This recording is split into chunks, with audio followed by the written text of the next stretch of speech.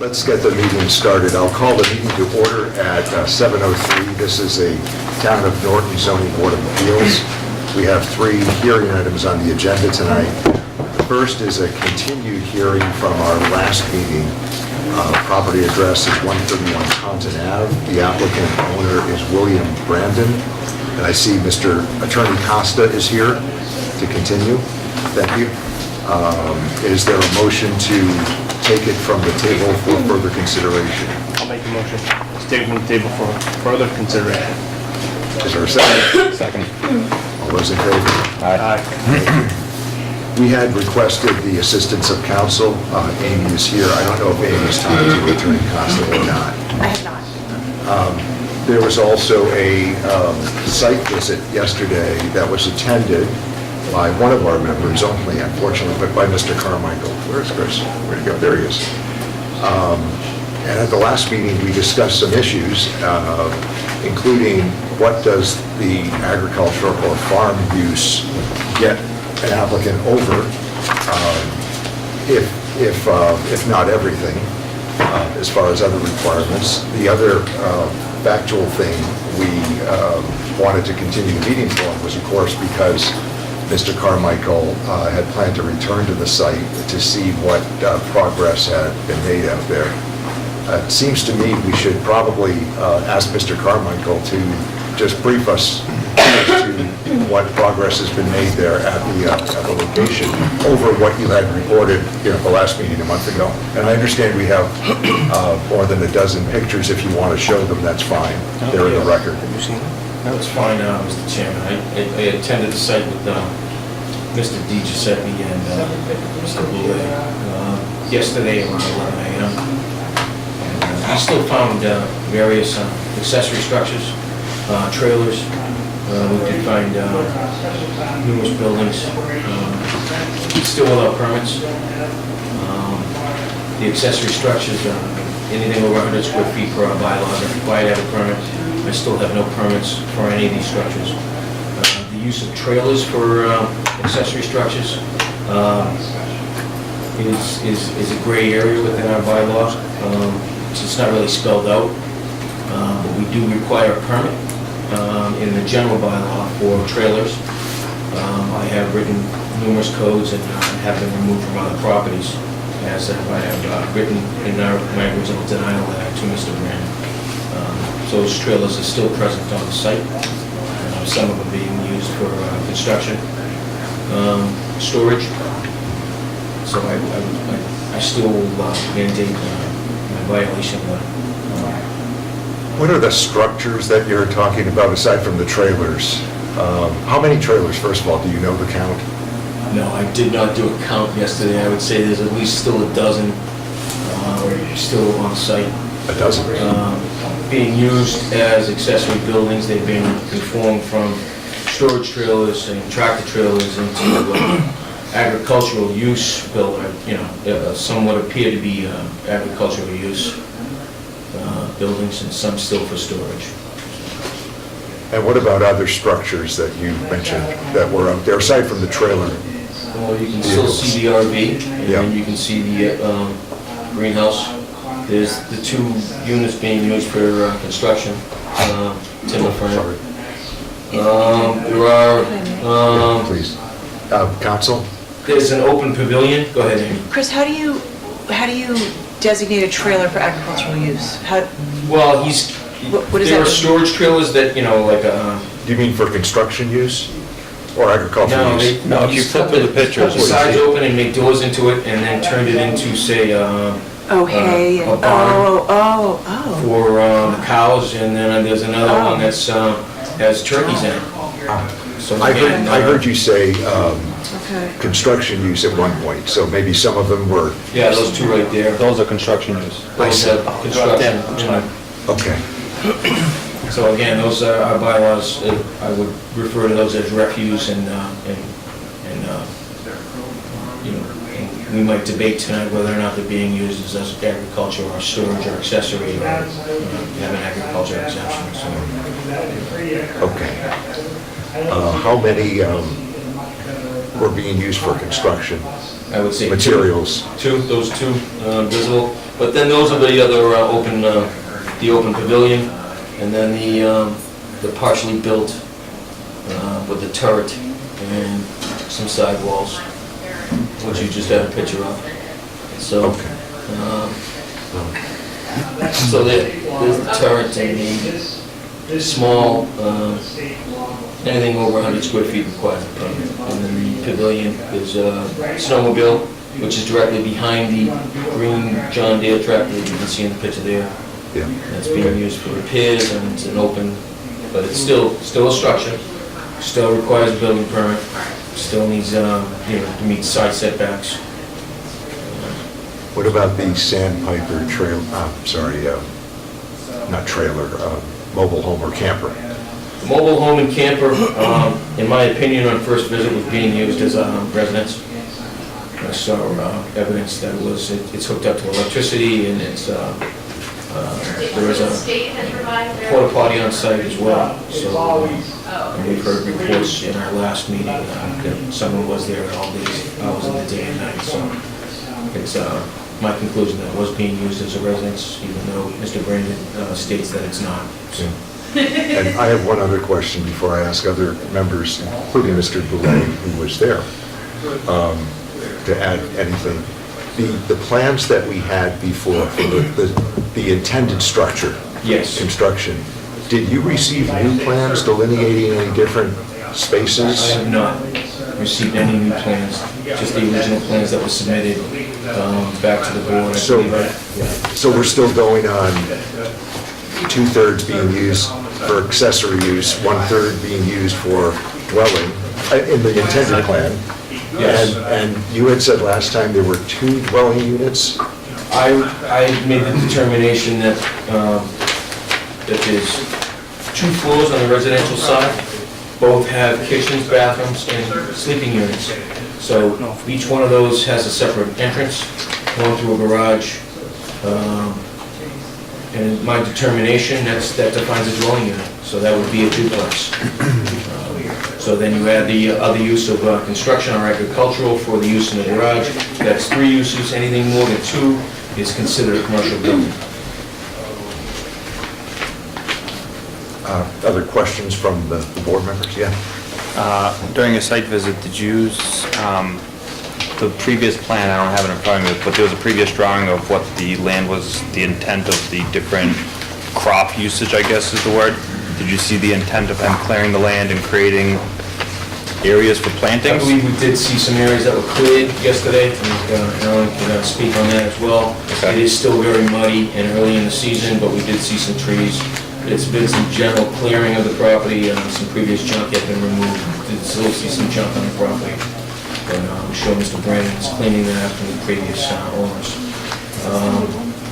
As it's still quite muddy and still early in the season, and it really couldn't be defined as agricultural or something that's been planted as of yet. In your view, then, did any of the conditions that you cited change?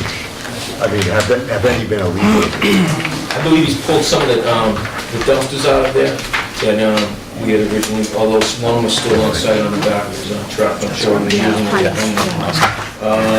Some of the storage trailers have been removed, some have been converted into accessory, potentially agricultural uses. And note for the record that we've been distributed a new plot plan dated received April 1. I think it's 18th, I think the The date date got cut off is on that April one. 12, 2019, that's the date on the plan, showing the plot of land anyway, and some of the features that are there and some proposed features as well.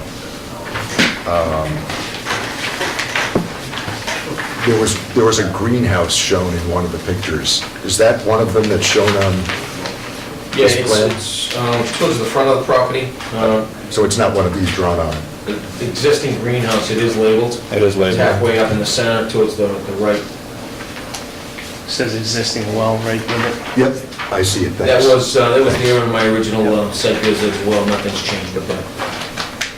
it's not these that are called proposed greenhouses larger. If I remember, there was a trailer in that adjacent farming area, an RV, that has been removed. Is the, no, sorry. Did you assess any livestock or animals? We did witness a couple, 3 cows, some turkeys, obviously very recently additions to the property. Other questions for Alan? Did you have any observations to add of your own? Only thing I was gonna say is definitely looks like he's working towards farming some of the areas. He definitely has seedlings started. There's definitely those gentlemen there working, prepping the ground, turning over land in a couple smaller areas. The cow pen and the turkey pen look like that got completed somewhat recently. All the questions are gonna revolve around the opinion of agriculture use and what that covers. But it definitely looked like they were working towards operating it as a farm. And I guess At least some my... areas of it. Understood, thank you. Other questions from either Alan or Mr. Carmichael?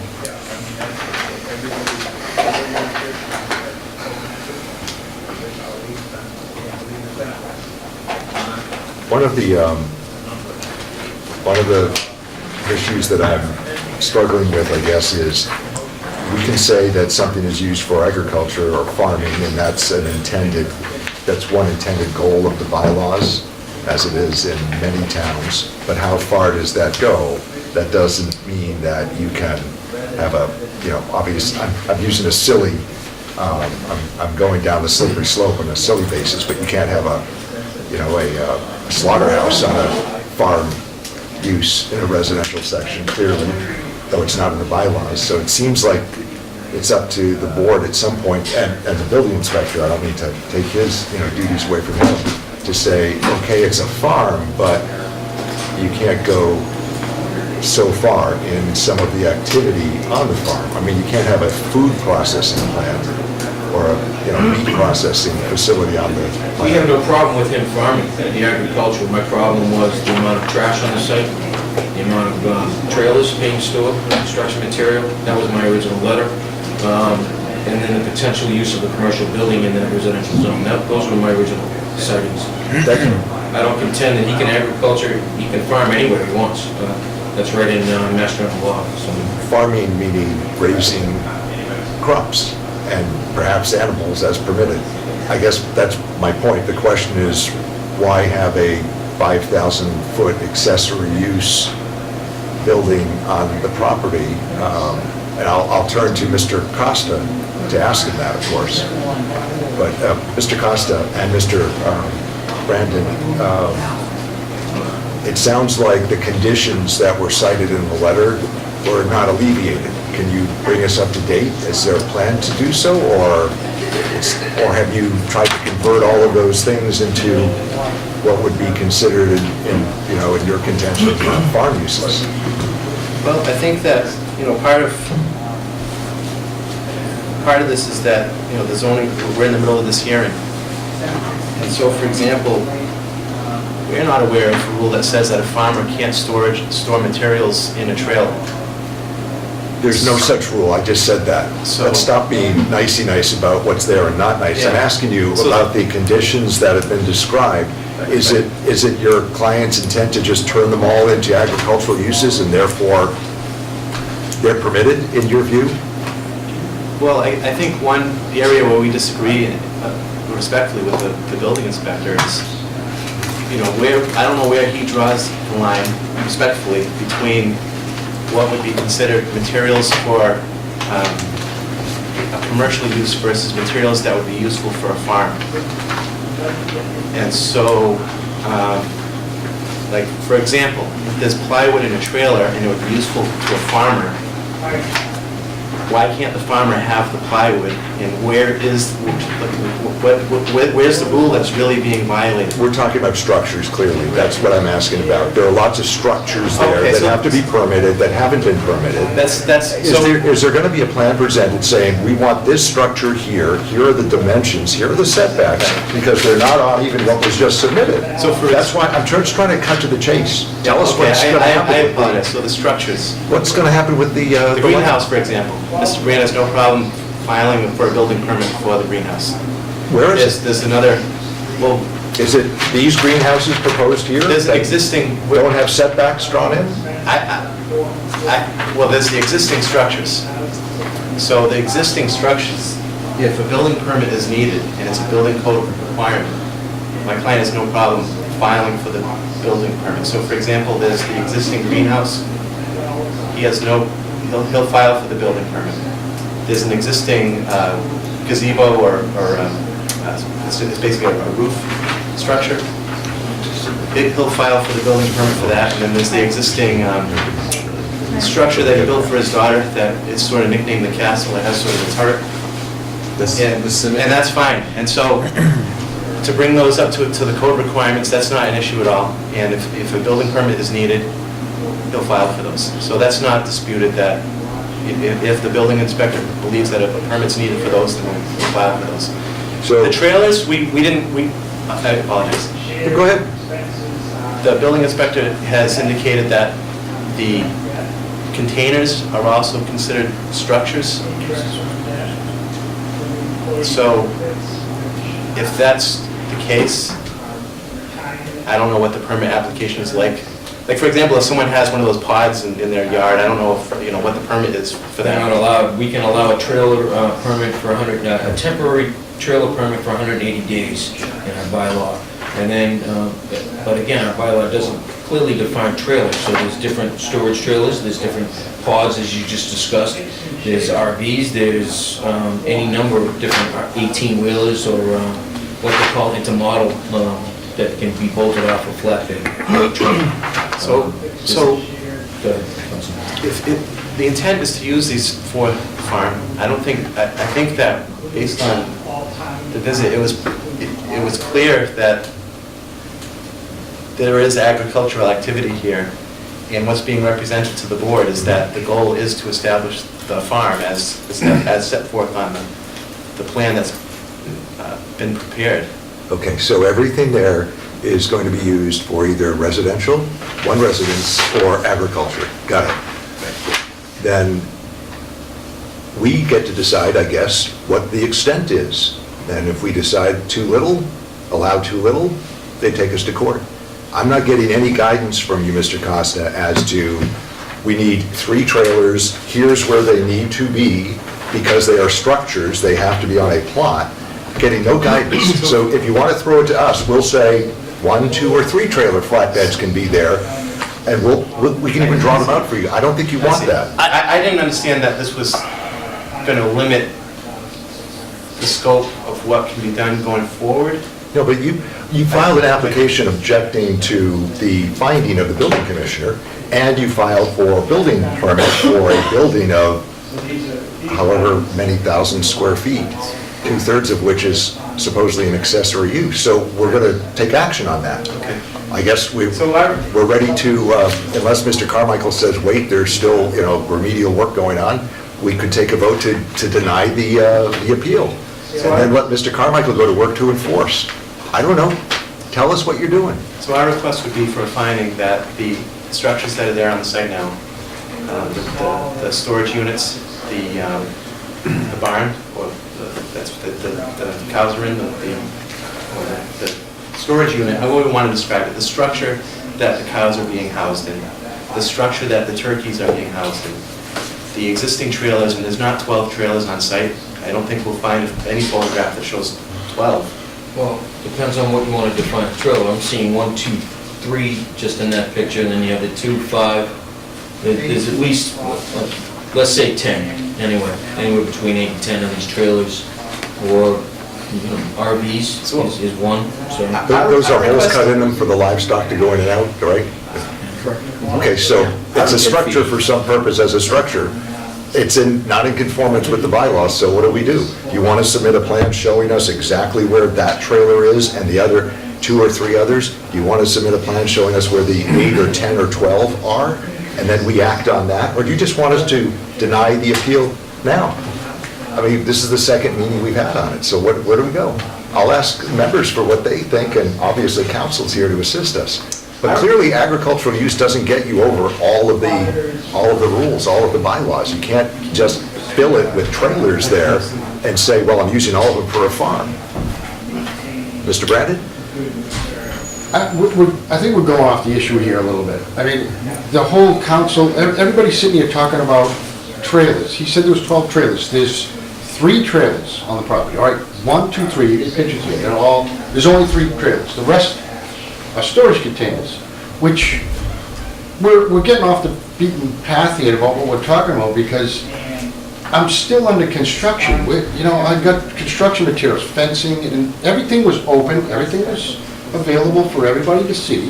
If there's any permits that I need to get to have a container to keep my stuff in while I'm building my farm, then I'll get a permit. But as far as the trailers are concerned, there are only 3 trailers there, and they're registered items, so it's not a structure.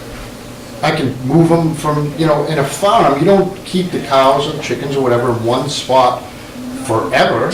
It's unsanitary, it's bad. So this is how we do farming now. We put chickens in insulated sanitary trailers to raise them and then clean them out after the grow is done. And then maybe next year we'll move the trailer to another spot, which is clean, and then we'll till and farm the spot where the trailer existed. So you're talking about setbacks and structures or whatever, they're just trailers. I mean, If they're structures, they're structures. They have to be They're under trailers. bylaw. They can be both. Okay, well, They started out as trailers, now I mean, I can- they're fixed to the ground there by their own mass, they're structures, and we've got to take action on it. So it sounds like Mr. Carmichael has cited conditions that are not in conformance with the bylaws. They've been witnessed now over a period of a couple of months, and I'm not hearing that you're going to submit a plan showing us exactly where you want the structures to be. So we get to take action on that, we get to take action on the proposed building of 7,500 square feet. It's up to the board to do so if we're not hearing anything further. Council, can I ask you to fill us in on whether you feel that the board is misreading any of this? No, I don't. So 48 Section 3 provides that agricultural uses are allowed in any district, provided that they cannot be unreasonably regulated. However, 48 Section 3 only gets you around zoning and the use of the property. It does not exempt you at all from the building code, from the state building code. These trailers are most definitely defined. They fall under the definition of structure. The definition of structure in the building code and in your zoning bylaw is very broad. It's basically a compilation of material in a fixed location, and particularly that's used to house or store things, which is exactly what these are. I would recommend that the Board of Health be notified, because I'm not sure they know what's going on. They should. But with regard to the property as it exists now, you do not have enough information from the applicant as to whether you can decide if the primary use of this property is agricultural. Because right now you have trailers that are storing construction things, you have, even the plan, I don't think, as the plan is right now, the plan is not enough to determine whether it will be, the primary use of the property will be agricultural. There's very, I don't want to say very few, but there's few cases on agricultural. Most of them are trial court level. They're mostly land court cases, but there's a couple of appeals court cases, and one of them, the Eastham case, says that out of a 5-acre parcel, 1.5 acres used for farming is not enough to make it the primary use of the property. So we need to know exactly, I mean, right here he's got areas to be left in the natural state, area left in the natural state. Those look like pretty big areas to me. He's got the first half of the property that's not being used as agricultural because there's wetlands, and possibly the shape of it in the beginning where it's a little bit narrow. So we need to know exactly how much of the property will be used for farming. We need to know, we need receipts from the applicant as to sales of animals, sales of crops, sales of something, to show that the primary use of the property is agricultural. And then what we have here, I think, you know, if the board determines that, yes, the primary use of the property is agricultural, if they follow the state building code, they get the proper building permits, et cetera, I think it maybe, you know, that's great, except we're not here yet. Right now, we're looking at that, which is quite different from this. You weren't, council wasn't here at the last meeting. I fully understand what's probably on the tip of your tongue. You're planning, you're trying to convert it to farming use. But and I converting appreciate it that, doesn't right. necessarily mean that that's the primary use. The burden is on the applicant to prove that the primary use of the property is agriculture. So, right now, that burden I don't think is necessarily being met. And one of my concerns is the area that is to be under planting, I think is the term, the area that will be planted. What is that, how big an area is that, such that we can then say, well, wait, an accessory building of 5,000 square feet, or part of the principal building, but 5,000 square feet for accessory use is either in line with the amount of farming going on there, or strikes me as, that's a pretty big building for the small plots of land that you show under seed. What is the terminology that's escaping me? Under growth, with, you know, crops. I mean, those are some of the things that I don't know how to answer that question either, but that sounds like a huge building to support what is less than an acre of farmland? Well, can I say that Sure. all these numbers that the board's talking about keep getting elevated and elevated and elevated. There's only 4,000 square feet, almost to the inch of accessory area. It's not 5,000 square feet, it's 4,000. Whatever it is on the plan. I You know, submit a we're building here plan. discussing it, and I just want to make sure that it's right. You're calling it 5, it's 4. Got it. And, I mean, I've been dealing with a lot of farmers around the area, and this is what they're doing, and they're not being called accessory and stuff. And the time that you put in to building a farm, it does count. In October, I will achieve my 61A status. If we want to go to court, that's fine. We'll let the state decide what we're going to do, but I'll have my 61A status in October. It's already been done. I've already done my time. I got 3 years in of doing what I'm supposed to do according to all the rules and regulations that I'm following to make sure that it is a farm. I've registered with the USDA, I've registered with the Mass Farm Bureau, I've done all the things that are in line to produce a farm, and that time does count. That time counts as you put it in. The first year counts. There's a certificate of, that We was would need a submitted. USDA approved farm plan. 61A has nothing to do with Chapter 48, Section 3. So if he wanted to be 61A, then the entire property would be forested. So there's a difference between, I don't know what 61A is. 61A is a tax benefit for forested land, 5 acres or more of land that's forested, and a certain amount of that timber has to be used, has to be processed. And then it's a situation where there's a tax benefit to the owner that will either, that creates a right of first refusal for the town if the property ever changes hands. They either pay back the taxes or there's a right of first refusal. Is that what you're referring to?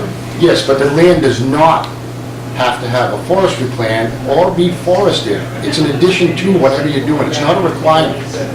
It's not. I've checked. It is a requirement under the statute. But that doesn't establish it as a farm. No, it does not. Okay. At the No, time it of doesn't. permitting, I did ask this, if it was gonna be 61A, and the applicant stated, no, he did not want to pursue 61A. So it's not currently under 61A, and his intentions were not to pursue 61A at time of permitting. That was part of my denial. And the other thing is, with regard to 61A, that doesn't give you any zoning benefits, meaning you cannot have more than one structure, you cannot have a structure in the setback, things like that. That does not, 61A has nothing to do with Agreed, you're 48, right. Section 3. You're right, it's just an addition to. Okay.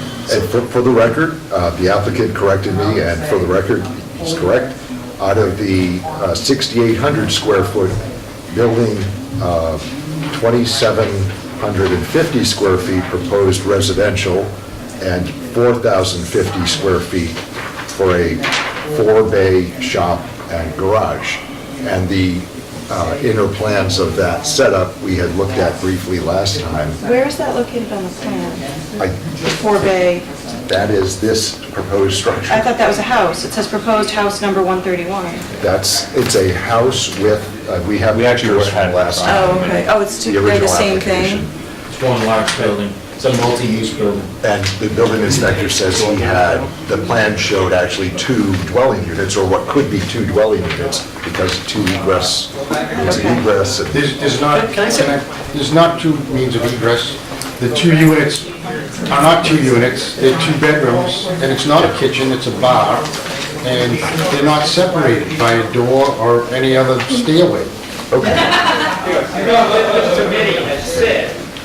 So I wanted to ask Yes. council, I guess, to what level can we request the applicant to clarify his business intent? So, not to say I need a full business plan, but, you know, we're seeing basically taking a storage trailer, cutting a hole in it and saying that's where I'm gonna raise my cattle, and you brought up the point of Board of Health. At what point do we have the responsibility, or does the Board of Health have the responsibility, so that we don't have dead livestock in there in a year because they have poor conditions? You know, again, I'm seeing pictures, I'm seeing some improvement from the last pictures that we saw. agreed.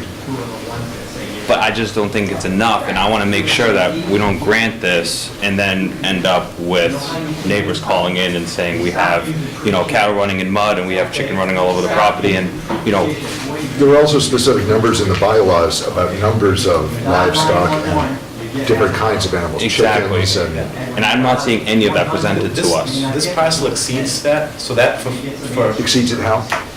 the zoning bylaw has limitations on Oh, the the numbers size of limits? animals Okay. for parcels of 5 acres or less.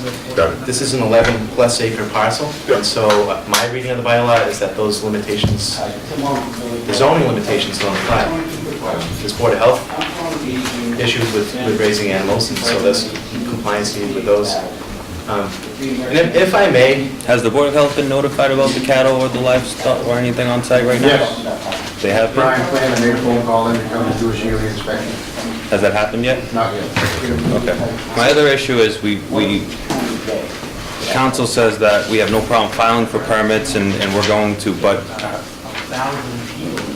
how come permits weren't filed from the beginning? How come are we building structures with no permits filed? I think part of it was my client was under the misunderstanding that if it's a farm, there's, you know, some of these small structures like a greenhouse can just be built. So that's something that is a learning process. But I think just a few other things I would just like to clarify. So there's absolutely no appeal here of any kind of building permit issues. There's no dispute that a structure under the, I meant to say building code. A structure under the building code, if it needs a building permit, this is only on zoning. It's the only reason why we're here is as a zoning issue. I would respectfully submit that what's shown on the plan is what is on the ground now, the plan that's been submitted. I understand that there's this plan, this site plan. Well, it says proposed. So this proposed house is there? It's No, does not. no, I mean in terms of. But you just said everything that was on the plan is on the ground. But that's So not I correct. misspoke. I would respectfully submit that the cleared areas, the proposed, and we could walk through the photographs as well to give some perspective. The zoning board member who was here, he spoke and said he saw progress towards a farm. And I was present, and these areas that have been cleared, some have been planted. This whole site I don't is being doubt developed in a that. manner that's consistent with a farm and It's inconsistent April and there's with. mud on the ground. I don't doubt that Right. he's planted and, you know, there's Well, not. I just crop don't showing want the yet. board to have the misimpression that there's only been a small amount of work or a small portion of the site has been cleared. There's been extensive clearing of the cleared areas shown on the plan are all cleared.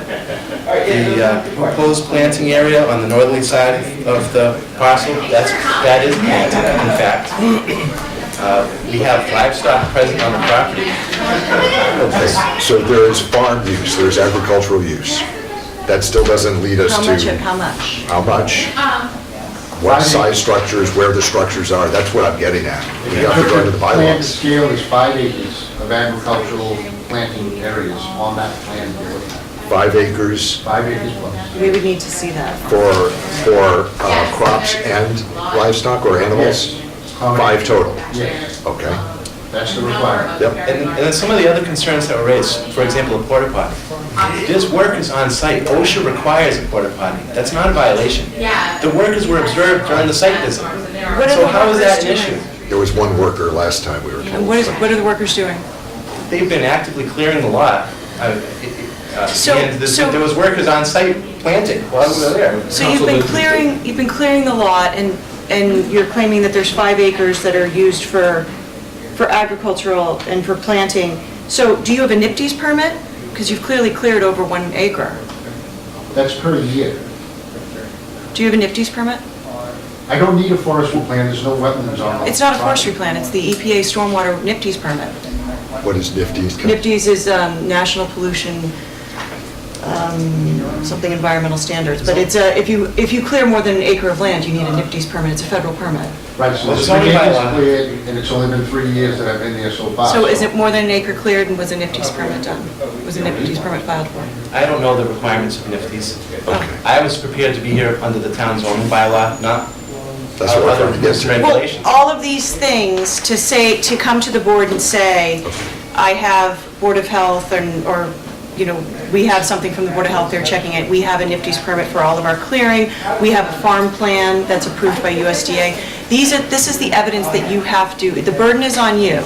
This is the evidence that you have to show the board. And furthermore, you have to come up with a plan.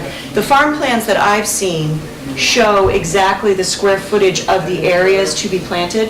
They most definitely, I have seen farm plans with revolving areas, and all of those revolving areas also have square footage.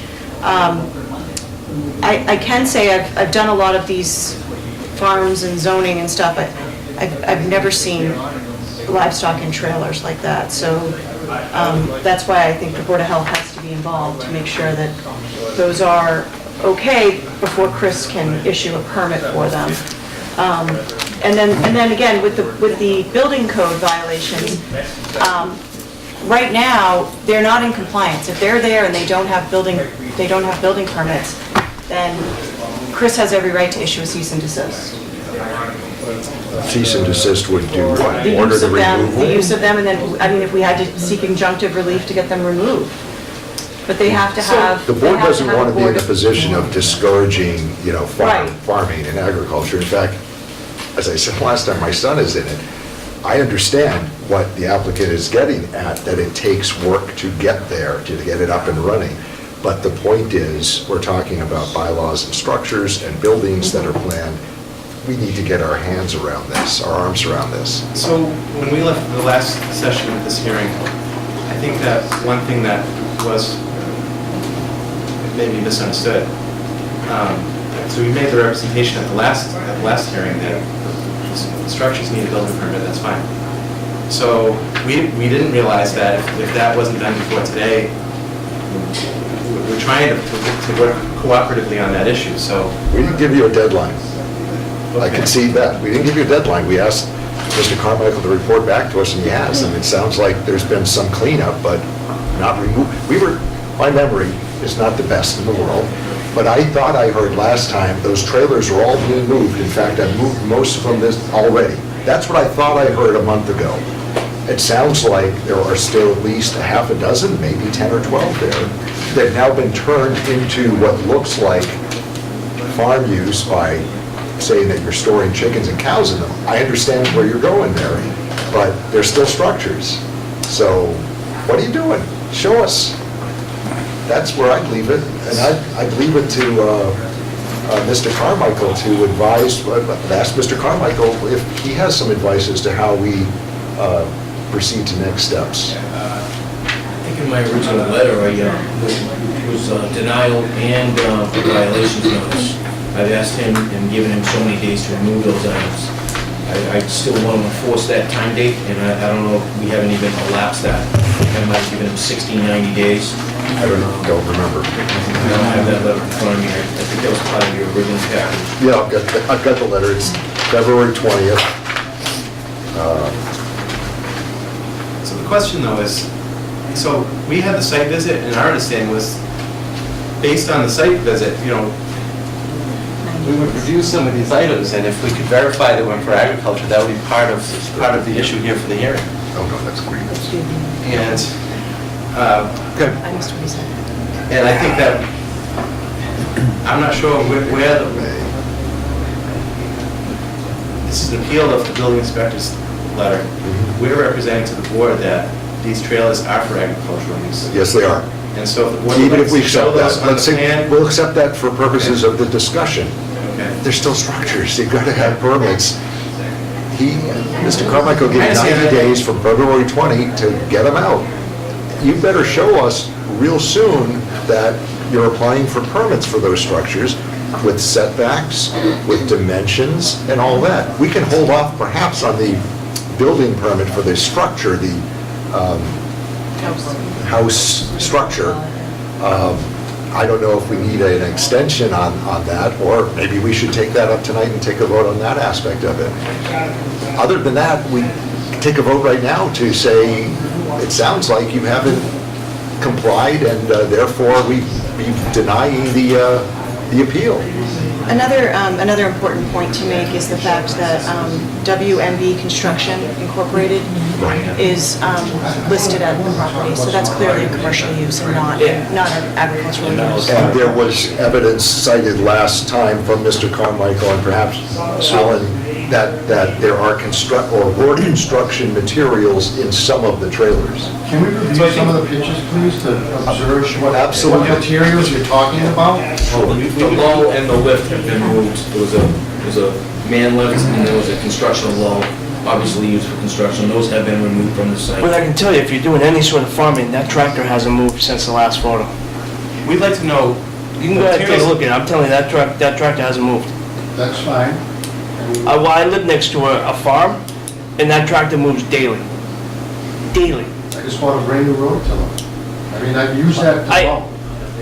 As a zoning board member sitting on here right now, I have serious concerns about your intent. And I think you've done quite a bit in the last 30 days since, on some of the conditions that we brought up. You planted, the greenhouse looks fantastic. There's no doubt in my mind that you want to farm this, none at all. I have a serious concern that you're going to use it for dual purpose, and you're going to hope that we don't catch it. And the problem is we caught you once, and now you're going to come back and you're saying to us, yeah, all right, fine, I need a building permit or for all these structures, but I didn't know that, or I didn't know I needed this new, I'm not up on farm law, that's why she's here. You need that permit, and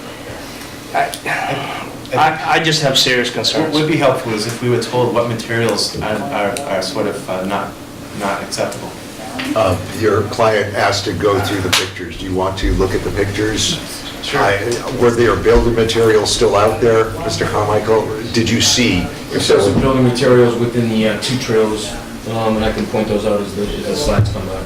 Okay, and I'd ask Paul to go through the slides a few seconds each until somebody, either the applicant or one of the members, wants to point something out. Yeah. I did have one question. Council mentioned something about proof of sale, of farm sales. Can you elaborate a little bit on that? So normally when someone is trying to get the benefit of the 40A Section 3 zoning agricultural exemption, there's evidence that's sent to the building commissioner. And that would be an approved farm plan. It would be the USDA approved farm plan usually has a plan in it showing where the growing areas are, where the rotating areas are, with the square footage of every single thing. Usually they submit receipts, such as for how much, if they've sold an animal, if they've sold crops, things like that. That helps prove that they are a farm. They're an actual working farm. Other things would be photographs, but things like that. A lot of times, when the Board of Health goes out there, they'll submit a report also. That report can sometimes be used to support the fact that it is a working farm. The issue that this board is having is that it's right now not technically a working farm. The intention is to be a working farm, but until that burden is proven, there's not much from a zoning aspect we can do. So going back to what... The burden actually has to be proved by the applicant, that it is a farm, it's an agricultural use, and that's the primary use of the property. So when I stated earlier that something like a business plan, Yep. you're mentioning a USDA plan, which would be under Mr. Carmichael's purview, that the applicant would submit that to him as... The biggest hurdle I see here to prove that this is the primary use of this property is a farm is the fact that a construction business is registered to it. Absolutely. I don't know how you get over that. Okay. Thank you. My construction business is registered in Taunton. Well, the state says it's at 131. My license gets No. mailed to my mailbox. So your business is registered at 131 John Ave, in North. I looked it up as well. Yes. You have the paperwork. I'm pretty sure in your farming application says it too. Can we address the fact that my land has 4 acres of commercial zoned property on it? Let's go through the pictures first, and I'm going to get to that. All right. It's part zone commercial, part R60, as it says. Yep. Okay. Few seconds. This is the greenhouse.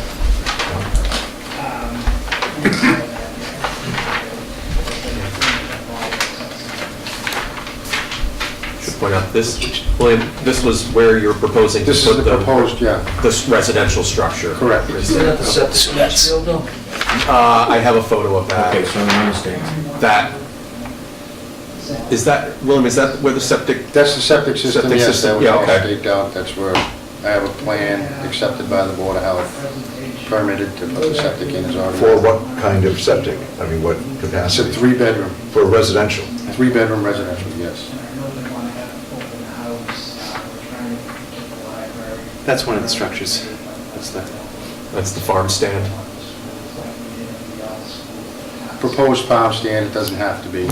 I mean, I can throw it all away and move all the trailers out and get rid of everything. But you mentioned yesterday, that's what you're proposing to do, is put that toward the front along Taunton Ave, right? Yes. Okay, because that's what's showing up on the plan as well, the location of it, so. Yeah. I didn't see that. Right here. Yeah, the farm stand is... Okay, I missed that, thank you. With no dimensions on it? No, none of them. My intent is not to live in that barn structure for the rest of my life. I have enough land to build a house in the back somewhere after the fact. This is not forever. In the back on this parcel? I was granted a permit to build a road to a 12-acre parcel of land.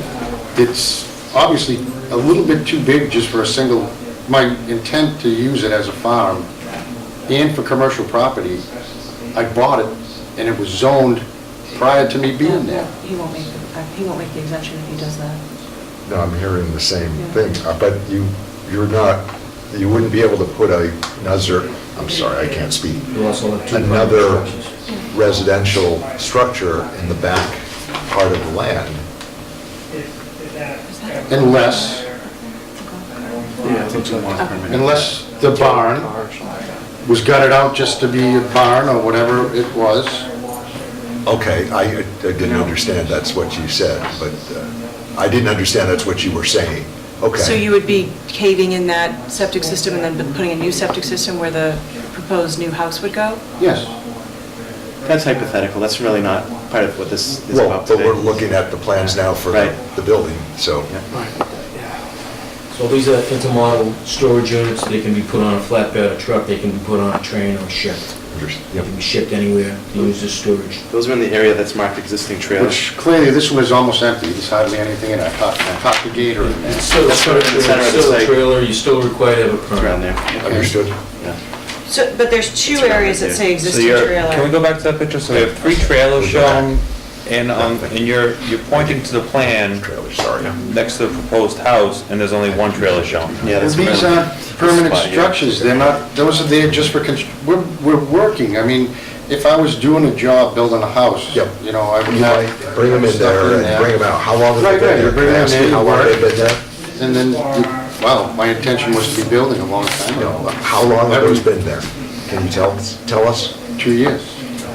They're allowed to be there for 6 months. 180 days Okay. under the code. Can I ask, I know one's open, what's in the blue Tools. Connex? Tools, yeah. And the gray one that's to the left? My daughter's quad and some other stuff. And the other, if we can move to the other trailers, those are empty as well, so I don't know who's flipping the pictures. Now, what is that we're looking at? I can't make it That's a out. storage container. With holes cut in it. Yeah, it's set up to put a roll of bale hay in there and feed the grain out of those things. It's very efficient, works really good.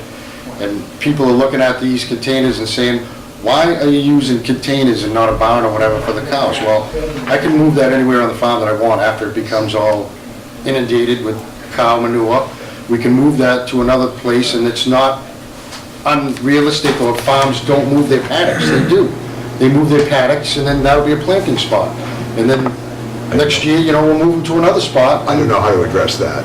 Yeah. And as far as the trailers for the chickens, You need permits from the health. a lot of the chicken farmers are now moving to store chickens in insulated trailers. One, because it's insulated, the birds die in the summer, they die in the winter because of heat and Yep. cold. And they're sanitary, so you have to wash them out every time you have chickens in them from year to year, otherwise the chickens get disease and they'll be dead. So those are very sanitary, you can wash them out, they're all fiberglass So on the you have to inside. show us how that would be permitted. I can show you other farms that I set up with them. You have to show us how that should be permitted. As you heard council say, you've got the burden of proof. Right now, it's a structure that's not permitted. So if there's some movable livestock paddock that we don't know about, maybe the USDA has some regulation on how to treat those.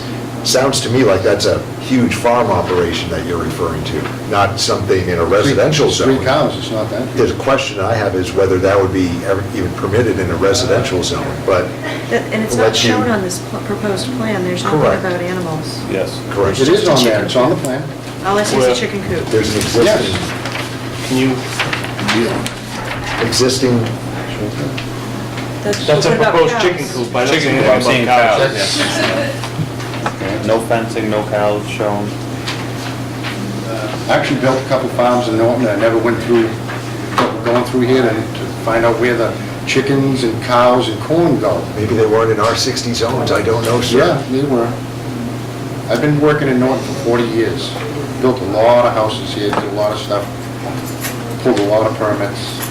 This is the first time I've ever heard of, you know, where's the farm gonna plant corn and where's the farm gonna keep the chickens? Do we have to have setbacks for chickens and cows? I mean, we're getting, Respectfully, you need to understand the zoning board. I understand, I'm Right in this I'm town. working, I wanna work with the board. If I need a permit, I'll get what I need to get.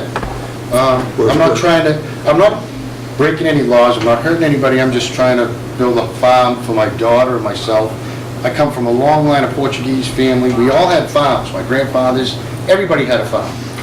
And this is a small farm with a few cows and some plants, it's nothing with really that. With all due respect, though, you're asking to do it in a residential zone, and that's why we're here tonight. It's- So we have to know where the structures are going to be. If there is some provision in farming for movable paddocks, then you have the burden of showing us why that is an idea that will work in an R60 zone in the town of Norton. That's all we're saying. Okay, So again, it sounds like you need to do some work to get us materials to show us how and where you intend to do this. In this Respectfully- parcel in an R60 zone. respectfully, the board again is calling it an R60 zone. It's not. It's commercial. I have 4 acres of commercial property right on the road. If it was the other way around, It's all it would be different. We understand, that's I think, mixed, just as a mixed, point of clarification zone. though, a farm is an as-of-right use, so I don't understand, a special permit wouldn't be needed for this. So, But you still have to comply with bylaws that Right. say structures have to be a certain size, have to be not too close to property, have to have proper building permits, that's why we're here. Just saying it's going to be used for farming, which is a very respectful thing to say, it's great, but it doesn't mean you get to do what whatever you want to do and call it a farm, that's all. So where do we go from here? You want to see the rest of the pictures? Yes, Let's scroll please. through. That's the inside of the container that you just saw with the Yeah, cows. okay. That is that is on the other side of the property. The front half of the trailer, that one there is empty, it's got turkeys in it, and the back half of the trailer has a garage door and some fencing in it. So that's the construction materials that you're talking about is fencing? So my understanding is we're keeping turkeys in an 18-wheeler? Yes, absolutely, 100%, and chickens possibly. So, and the Board of Health has seen this? Not yet. No, but when they do, would be Brian Planter would come out to look at it, not the Board of Health, but you can have Board of Health come out also. A stall I permit? believe it's called a stall. Okay, so when is that scheduled, did you say? Yes, I've got a call into Brian Plant, yes. It's not scheduled yet, you're trying to schedule it? Yes. Have you Okay. filed for any permits, or is this just a site visit? What There's is the no Board of permit Health doing? required to have chickens or cows, as far as I know, on I don't acres of understand, land. I can't speak on that. Okay, All right. we'll involve the Board of Health, we'll ask the Board of Health I to, think Council brought that up earlier. Yep, absolutely. okay. That's the cleared area that where the label is about the square footage. Proposed planting area, sort of 2/3 of the way back. In the middle of the two, Okay, thank you. Yeah. This We're is still- PCL 10. We're still early for planting season. I mean, I'm planting every day, and it's still early. I can't even plant for another 2 weeks, so if we had a meeting from a month from now, then you'd have a different opinion. Understood, So- no. These pics are after that monsoon Would we be had the- a couple days ago. I completely understand, and I'm 2.5 not saying inches you of have to rain. have greenery showing in the wet season. We are not doubting that the intent is to use it for agriculture. Go ahead. It's part of the same area. That rubbish was cleared from the site from the prior owner. So we had represented that there was, Yeah. this was a former junkyard. That's what that rubbish is. Can we go back to that? Okay, so there's like, I don't know, a half a day's cleaning on a small piece that wasn't cleaned yet. So picture me coming in to work on the farm when I first bought the property. I would imagine it was zoned commercial because its use before was a cow farm and a junkyard. There was apparently a junkyard, or there was a lot of red material there when this applicant purchased the property a few years ago. Jennifer came out the first day when I was applying for the permit, and she said, before you can do anything at all, you have to take the tires off the property. Just the tires, that's all she was concerned about, was just the tires. I counted over 3,000 tires that I took out by hand, it cost me $15,000 just to clear the tires out to get started. And we've been doing that, and there was a question about the dumpsters. I've probably filled 10 dumpsters full of stuff Okay. from the junkyard. So now I've eliminated all the dumpsters, I've eliminated all the trucks that were there, I got rid of all that stuff, so now I'm just piling the garbage up to try to, appease the board here. And now I got junk everywhere, I don't have I don't have a dumpster on there, I got questions of, how do I manage this waste?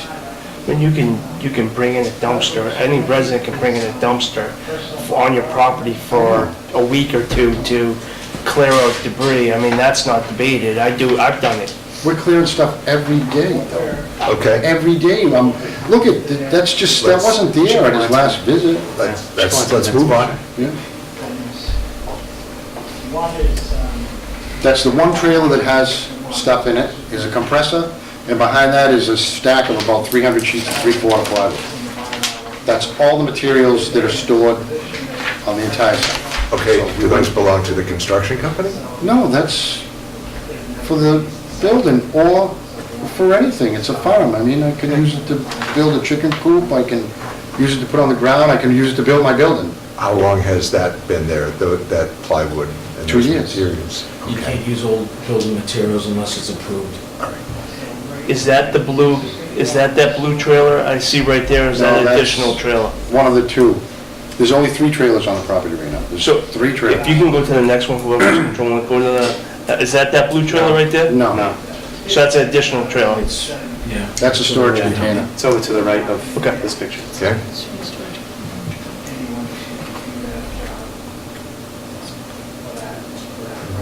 What's the intent with this RV? To junk it and throw it away as soon as I have a place to, that I don't need. This is what Mr. So Carmichael... you're living in that? No. No. I got 4 other residences that I own. I don't live in the camper. But it's a site that I'm on there with my daughter every weekend. My daughter has asthma. In the summertime, when it's 100 out, she turns on the air conditioner, and my 12-year-old daughter that spends time with me at the farm sits in the trailer with the air conditioner on. What's the And gross... or if it's raining, or if it's cold. Is that a vehicle that's over the gross vehicle weight limit, or is It's not a that the vehicle. truck that I saw? It needs to be registered, if it's unregistered, we're only allowed 1 vehicle. 6,000 GBW.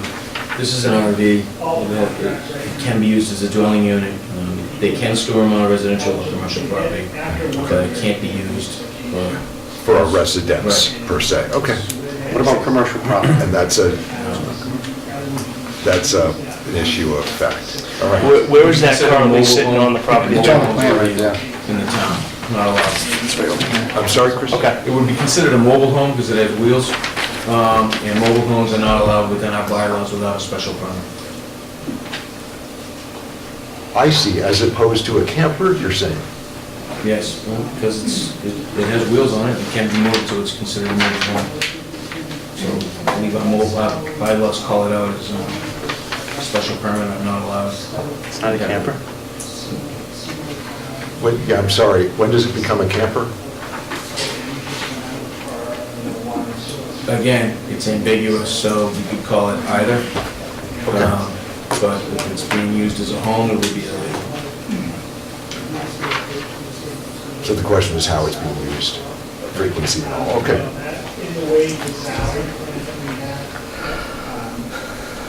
It does have a bathroom in it that my daughter uses. I prefer her not to use the porta potty, and the porta potty company services the trailer. They got a connection to pump it out.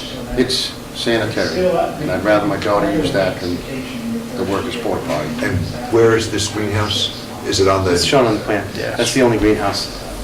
existing About greenhouse? 10 feet from the... Okay. That's one of the trailers that we saw Yeah. with the, One's just about empty, there's a couple of sticks in it, and the other one's got the plywood in it. That's all the construction materials that we're talking about that are on the site. Okay. Some And fencing... turkeys in half turkeys of aren't in one? that one. No, it's the one. I don't have photos of the turkeys. The one with the turkeys is next to the one with the cows.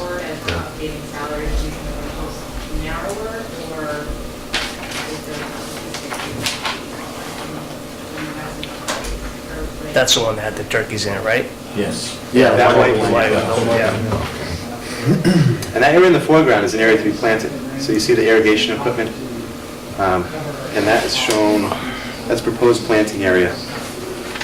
Sort of on the northerly side, the smaller of the proposed planting areas. I see on the new plan, I also see a dozen parking spaces. They look to be parking spaces, they're labeled proposed parking area In the commercial side of my property, yes. for the commercial side of the proposed building or something.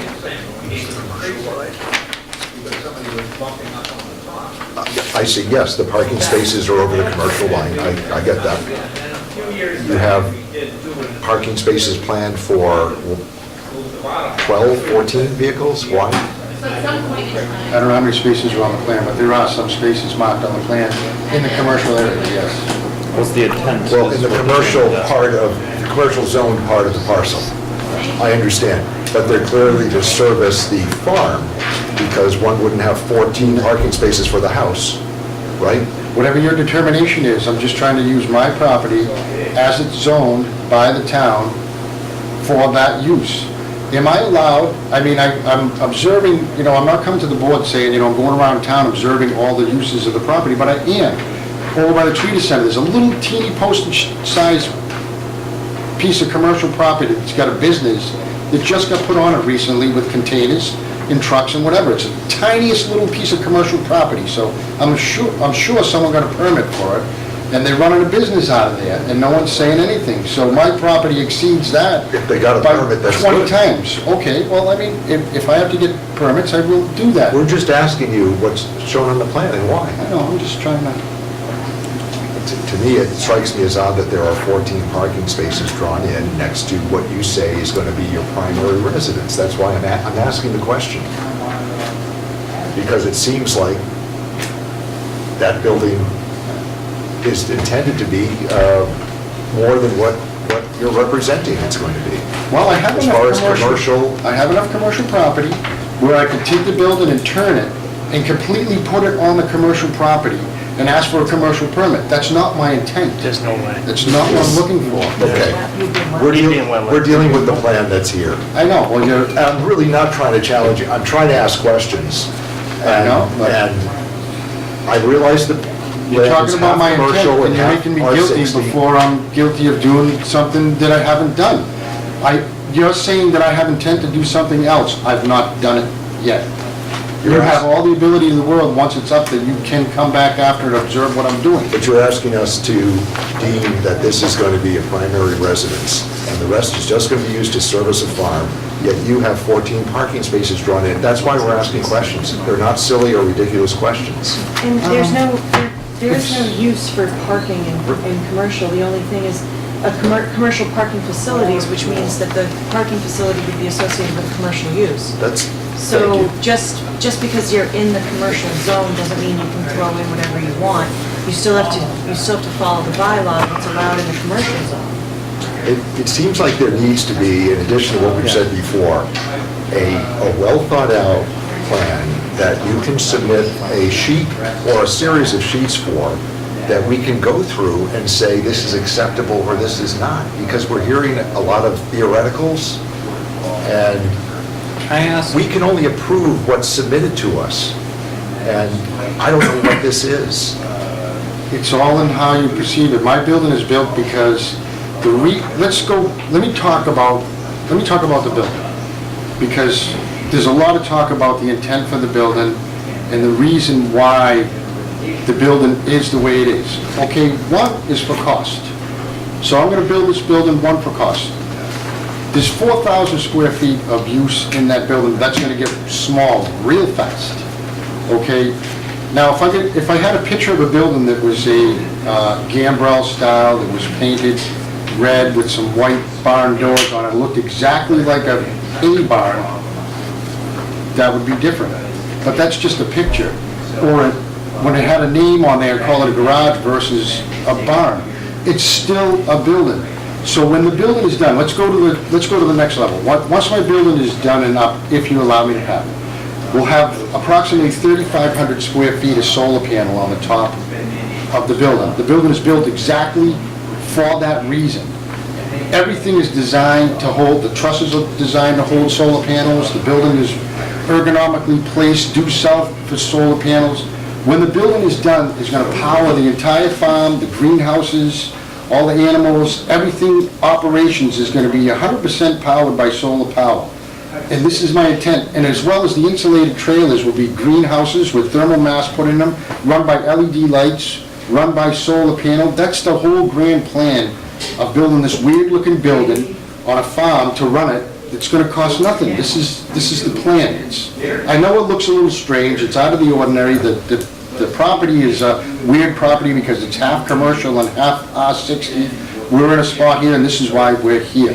If I had pictures of something different that looked just like a barn with another house, then it would be more acceptable, but it's not.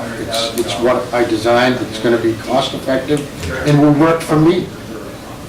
Are there questions from the board?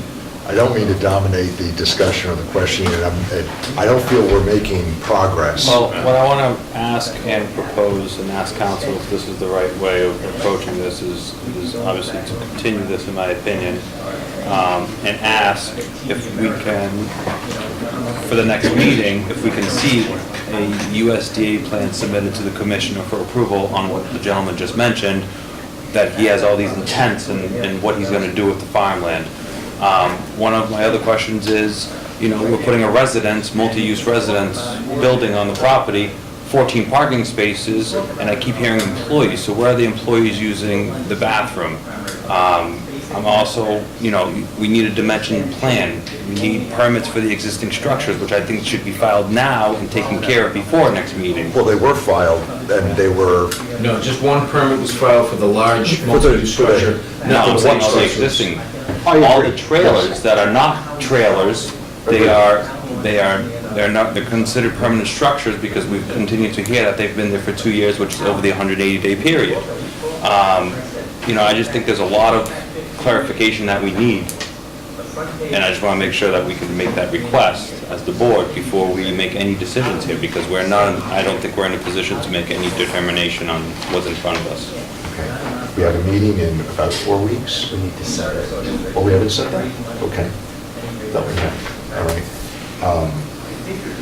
We can request Oh, that definitely. Okay. applicant return and show us the progress that's been made for that. And again, I want to clarify that.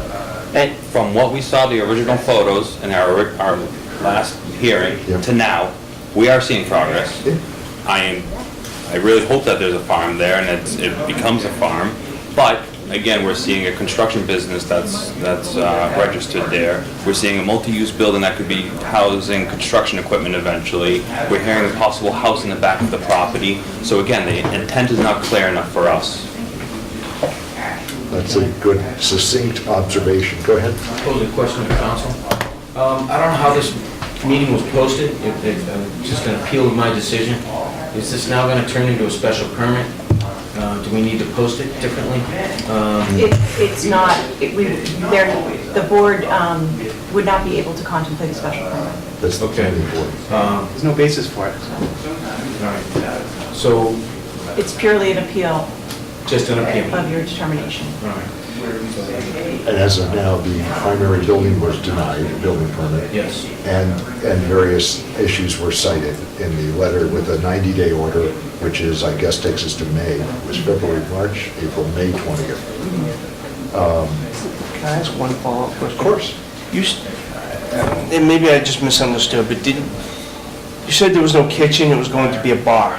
Yes, Is that in the building that you're proposed that we're talking about now? yes. Okay, because in your plans, you have kitchen written 1, 2, 3,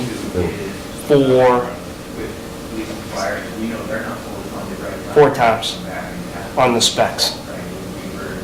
Yeah, for cabinetry, windows, and doors. Kitchen porch. I think Chris Yeah, that's a pointed that window out schedule. last time. Yeah. The kitchen was upstairs. I just wanted to, Kitchen yeah, I wanted to downstairs. clarify. So I think this is a kitchen. It's not going to be a bar. So, My intent is not to make it into an apartment building. That's the other thing too, that the application will be for single family occupancy. That's all we can approve. Right, well, it was stated by the building inspector that this could be a two-family, but that's not the intent.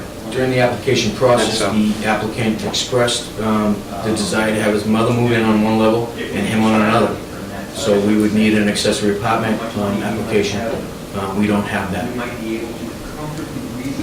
What we're saying is just tell us what you are looking for, put it on Is that plans. required even if they live in the same house, though? No, one dwelling So, unit, if it's a Two single different dwelling kitchens unit, and 2 different bathrooms on 2 different levels. That's then two it's 2 dwellings. different dwelling units.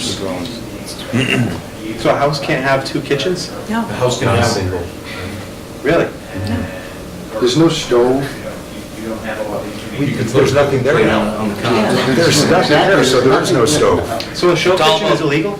I just want to get this straight. No, if the town deems that there are 2 dwelling units there, then that's bad, then it's illegal. And it's not. I just want to make sure I not in the understand bylaws. this, because If somebody has a kitchen in their basement, and then they have their main I mean, I kitchen on the couldn't main read it, floor, so I had to I'm look probably not gonna say I know, that's it's 2 kinda dwelling small, I units. didn't bring that. But given what we're hearing, that the plan originally showed 2 separate egress, access, this is not- egress, that's the picture, 2 that's the kitchens, living room. which the applicant now says, well, one's really a bar. He's just raising all the red flags. Show us what you want to do, put it on the plan, show us some proof of the intent and the move toward using it as agriculture and farm only, not as the home of a construction company we'll If I can consider all those erase that. things. And if there are conditions also that we could either propose or consider accepting to ensure that And the other thing is. Of course. compliance with zoning bylaws achieved, that's fine too. Just call it, no, you see this wall here that goes Especially through? for something that's- There's no way to get out I know down this. there, there's no auxiliary entrance. You can only have You know what I one. mean? It's not, there's no separated entrance, this goes The applicant is downstairs talking into the kitchen. It's and not- trying to convince some members that there aren't two means of egress, is that it? There are two means of egress, there isn't, it's clear on the plan. Okay. There's not. Well, if there's a continuance, I think we have a good idea of the issues that need to be worked on. Okay. And we could even work with the building inspector to address some of those items so that we can come back and at least, the best thing would be to agree that some items have been taken care of. to Mr. simplify Tenori, the do you have issues. a question? No. I thought you were trying to get into the conversation. No, I was just clarifying that, he did, I guess what he was explaining to me, that when he meant a bar, he was meaning on the second level, correct? Yes. That he was a bar. I was talking about the first level.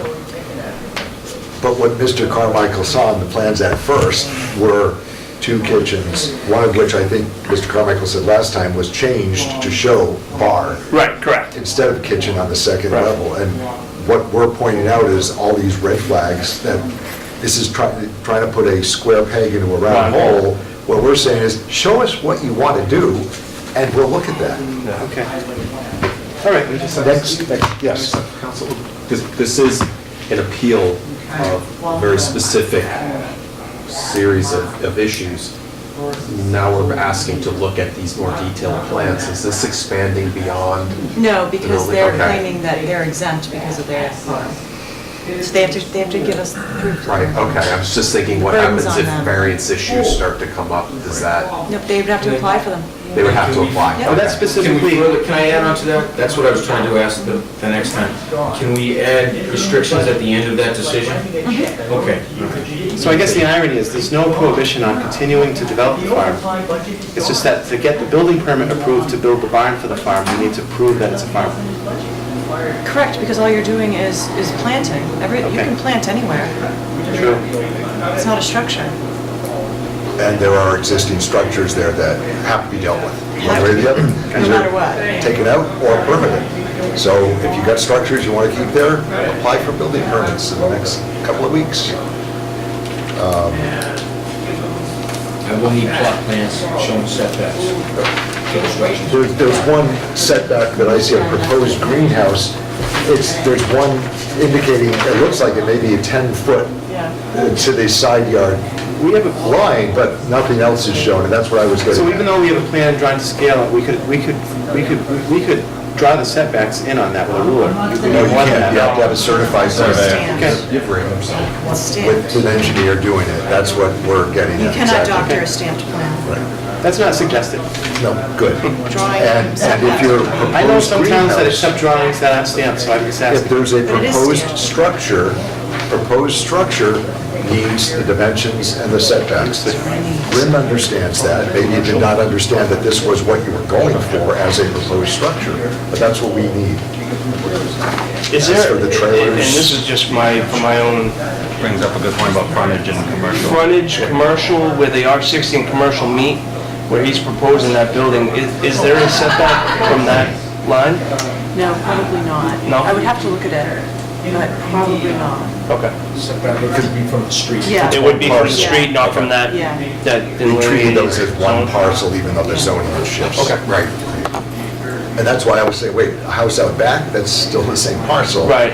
You've got a plan for that. Right. So, and maybe he can do that later Right. by converting the big structure that he's asking for now into just a accessory. I don't know that, Just but as a point of clarification for me, does the town have a site plan review requirement for farms? Because I just want to understand if we have existing structures to get them permitted, but then if we show an area that's for potential future use, where is the rule? I just, I don't know what you're asking. What I mean It's is- his job to read the zoning. I'll withdraw the question. We can review it with the building inspector. And council, to clarify, You need to submit the farming plan to the building commissioner Yes. as well? He needs to submit, he needs to submit evidence that he is entitled to the agricultural exemption. Okay. And then also the Board of Health, because I would like to get them I'm gonna- involved. Chris would refer. Yeah, Chris The will Board of Health as well, Yeah. okay, on those structures. Yeah, Michael to do that, so that Yes, please. I will do that. maybe we'll have some input for the next meeting, which we have to set before we go anywhere. Why don't we look at the dates right One more now? question for Amy. Yes, of course. Does the land need to be under 61A to get this agricultural exemption? It does not. It does, in fact, if it is under 61A, it's not, it doesn't mean that it gets the agricultural exemption under 48, Section 3. And it's also not a requirement to have a farm plan. There is a requirement for you to meet your burden that you are a farm. But it's not, However, it's not a legal requirement to have a farm plan. Nope. I didn't finish. However you would like to submit that evidence is your choice. I just gave a list of the most common evidence that's submitted to the building commissioner. Farm plan, a Board of Health report on the animals, receipts. Just evidentiary. Okay, thank you. They're not per se hurdles, requirements, but evidentiary. We need to see more than what's been presented. What about the letter that was mailed to the... Well, that was the other thing. What letter? We have a letter that was handed to me tonight, but our understanding was it had been mailed to the board, but if it hasn't, we have this letter from a abutter that we'd like to submit for the record. I haven't seen it, I don't think, But I but, only have a single copy of it. okay. This is dated March 29. To Karen Sigmund? Or from Karen? It says to Karen Sigmund, it looks like it's email, It's from Karen Sigmund. and it's from Karen Sigmund.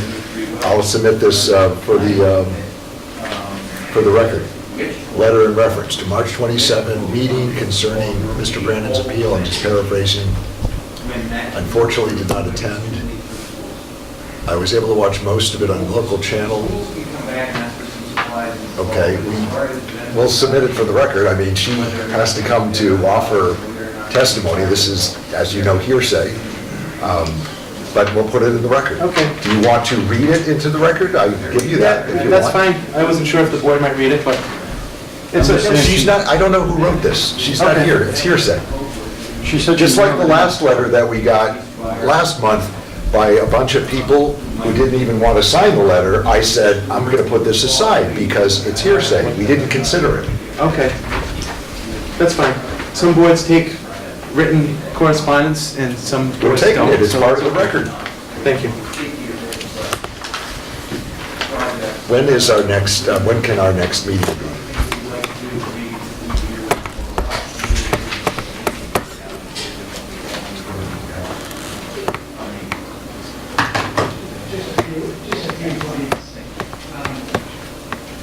You talk about layoffs.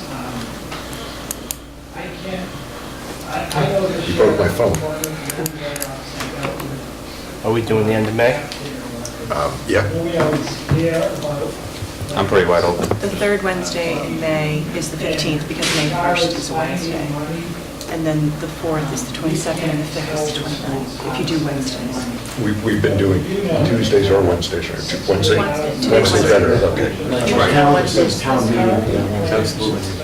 Oh, May 15th. It is May 15th, you're right. You can't do that. No, we did it 22nd. The 22nd is tough for me. I I'm not here. can do 21st or the following week, anything. Tuesdays for the planning board. And we need to be at least a month, right? Today's the 24th. Well, we don't have to, but it would make sense in this, Do we want to do the 29th? This way everyone, we could, yeah. I can do the 29th. May 29th, Mr. Costa, is May 29th open? May 29th should be okay. Now, I'll note that the 3 months, the 90 days expires on May 22. I assume that, and I'm not trying to speak for building inspector, but I assume that building inspector will take notice that we have another meeting on the issue so that, I'd like a written request for an extension, Okay. please and thank you. They also, if you look at... also, do we need a request for extension? This is an appeal that falls under the 100-day rule, correct? So, when was the date of the appeal? The schools have come back When was the appeal filed? Do you have the original? I do.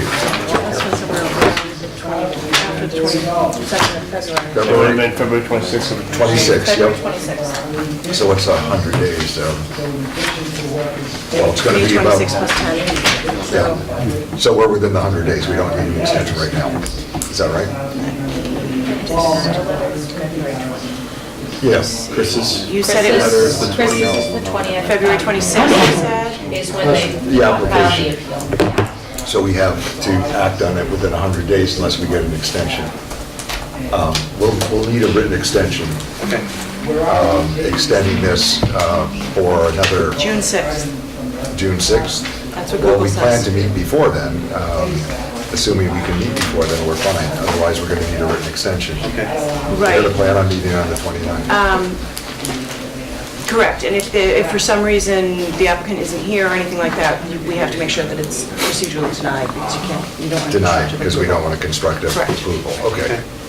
So we're coming back on the 29th, one way or the other. This board is, yes. Yes. With that, is there anything else to advance tonight? I urge you to be in touch with the town as much as you can. Yeah, Chris? No, nothing further. Is there a motion to continue this hearing to May 29th at 7:02? I'll make that motion. Second. All those in favor? Aye. Okay, thank you. Thank you for your time today. Thank you, Mr. Carmichael, for assisting us with that.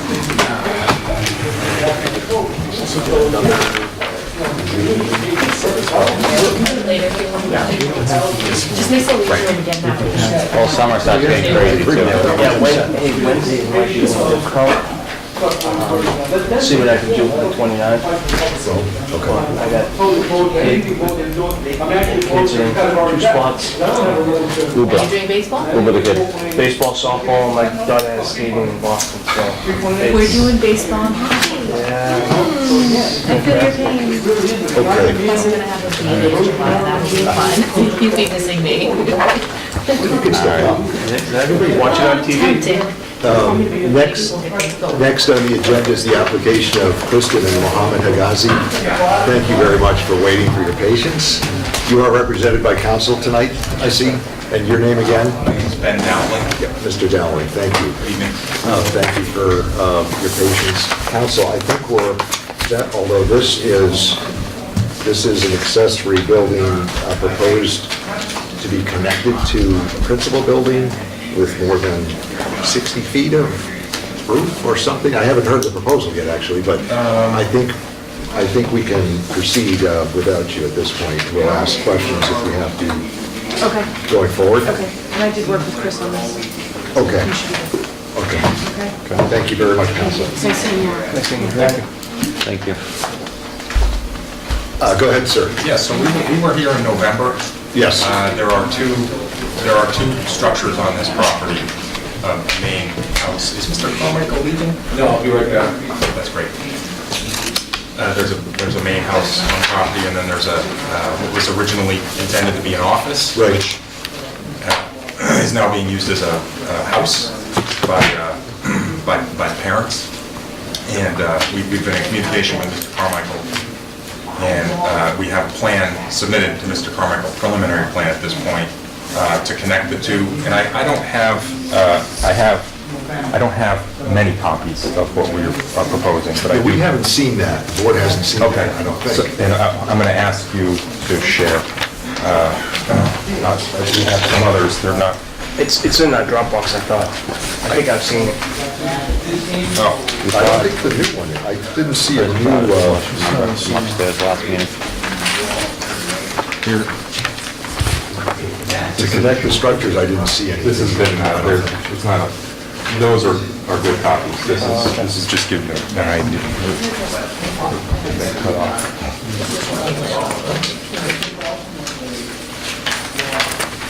Yeah, so I mean, this here is the plan. Paul, Giving. do you have a copy of the bylaw? So Do you have a copy of our bylaw that we could use? So here's the Yeah, big I have house. Here's the little house, and then this is the, This is a plan that we had last time. Yeah, that's not gonna show you what Right. the plan is. If you come over here, sorry. We'll have to You don't submit have all the this nice for the tabs, record, but- okay? Because I don't think I've seen this one yet. Yeah, so this, Members, I'm sorry, if you could, and we'll make this available to the public if they so like to see. this is the main house here, and there's the existing smaller house, and then here's the proposed addition, this portion here. What is the addition It's a, to be? it's a walkway with a roof and a foundation. Open, closed? Is it, will it have walls, exterior walls?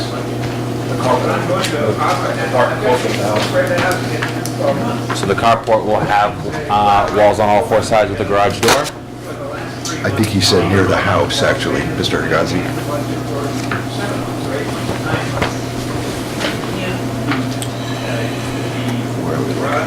That's the So house? from the house to the existing structure, does this have walls on each side, windows, doors, anything? Does it open? Where's the... That's all we have in front of us. Is there something showing two cars in it? Right here. Yeah, right here. The carport. Yeah, I have a different, So this is an open walkway. It obviously has a roof, but it's open on all sides. Yes. And then on the carport area here, there'll be a wall back here, and it'll be opened in the front. So the walkway is connected to the carport with one wall back here, and one right here too. the structure from the main house to that point, though, is a roof on, what's it called, studs or stilts? Poles, columns. Here's sort of a, Okay. what kind of view Oh, would I that be? did see that. Cross-section. Cross-section view. I think I didn't print out the right. Okay, this is it here, I've never it's just, seen it's not that, the studs. Okay.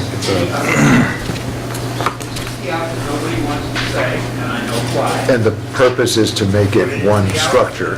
exactly. And then, in the variance, so like, what we're doing here is we're connecting the two buildings, and they're being connected with a roof and with a foundation. With a hallway, basically a hallway. Yeah, yeah. No walls. No walls. With no wall. Or An open here. half walls or something, I mean, at the applicant's desire, I guess. So what that does is it makes it one building, and we're here seeking a variance from the 750 square foot, a 186 Limitation. square foot variance from the 750 limitation. Mr. Carmichael, the applicant worked with you on this revision? I did see something, 6 weeks, 8 weeks ago, I think this was extended once. So it might have been a couple months since I've seen it, but yes, I've seen the submittal, but we have not had comments.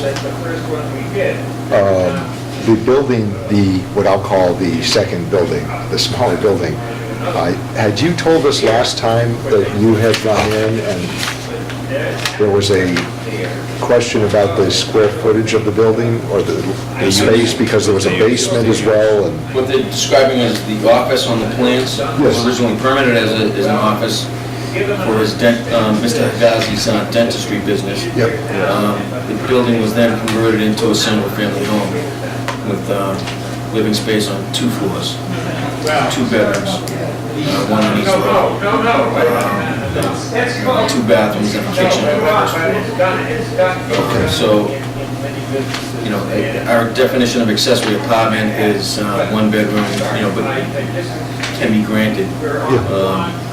So yes, I believe the structure is about 900 square feet footprint. So you'd be asking for 1,800. The bylaws state 750.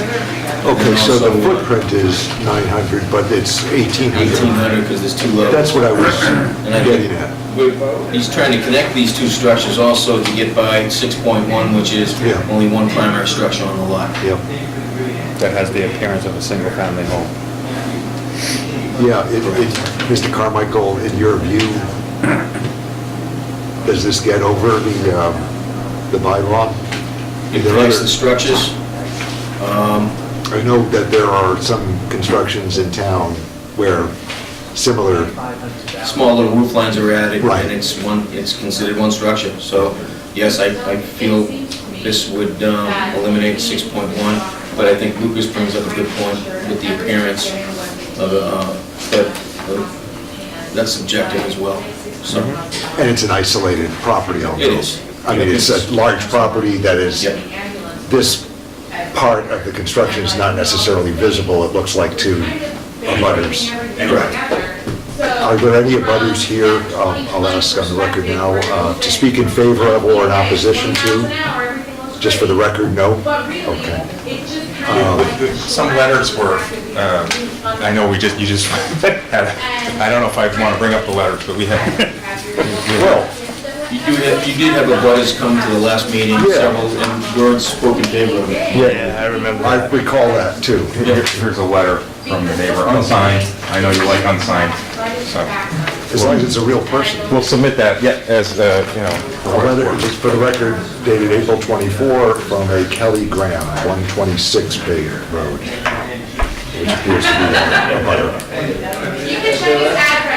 I'm not saying we don't look at them, I'm just saying for the weight that is attached to it, we treat it as hearsay. So you attach whatever weight is appropriate. It's a letter obviously saying that they're not bothered by any of the plan.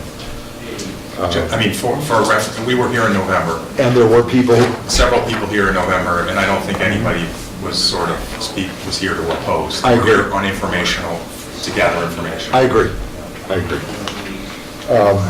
The bylaw talks about other conditions such as appearance, outside appearance, to match or complement the structure, that sort of thing. I don't know how we become, designers or artists under the bylaw, and I note that this is a secluded area. I think that the applicant probably would have put the second building a little closer to the house if they knew what was going to occur, years later, but they didn't. Other questions or other comments from the board? So the basement is being used how right now? It's storage for, Is it finished basement or is it cement walls? It's a finished basement? And when we say finished, is there a kitchen, bathroom, anything down there? There's a full bathroom. So the building's 900 square feet plus the basement, so it's 1,800 square feet? Okay. So what are we doing with the basement if we're gonna be asking only for 900 square feet? That's the point I was saying, they're actually asking for 1,800, because the bylaw speaks to usable. But the application, yeah, I agree, I think the application misstates it as. says 936 square feet. I mean, I suppose, the intent in the way that the application was submitted, and only the second floor is being used as a living area. The first floor is not being used as a living area. Well, the bylaw says I think usable living space, so technically, I think it would be 1,800. Although, again, I don't know if it's a basement being used for storage, I don't know how you interpret that. The primary reason I brought this to the board, or I tried to send a cease and desist, which I have delayed at Mr. Dowling's request, was to find a legal status for these buildings. Yeah. So the building department does not object to any granting of the variance or of this submitted request. I think you just, if we include the basement and include the total square footage, I think that would be appropriate.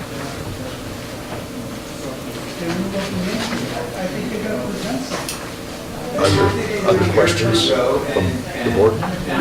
My issue with this is we took an office building, made it into a residential unit without any approvals or requests. We are putting a glorified covered roof system to connect the two buildings, which is not going to represent a single-family structure. The unit can be very easily seen as a possible future apartment rental, especially with that square footage at 1,800 square feet. I do have a few issues with this application and the intent and why we jumped around going down the correct path with the procedures in permit application. I think one of the future problems we may face as a board, if we allow 1,800 square feet and a roof structure connecting the two buildings that far apart, is anybody with a barn is going to run in here and ask for an accessory apartment, 50 feet away, once they put a bathroom in it and a kitchen in it. So I want to make sure that we're making the right decision as a board. I understand the intent, but we got to think about the future here, and we got to think about other applications and then creating legal issues for us. So I want to be careful how we proceed. I guess one of the questions is if we can make the request that the habitable area will only be the 750 square feet. Possibly, The 900. Instead of 1,800 square feet, we reduce it to what our bylaw says, the 750 square feet, and have the applicant show us the intent of possibly demoing the basement or not, and per the building commissioners, maybe inspections or some kind of plan review to show that it's going to be a smaller. I'm seeing future problems here for us, and as a board, we do have a responsibility with the bylaw that we need to take into account.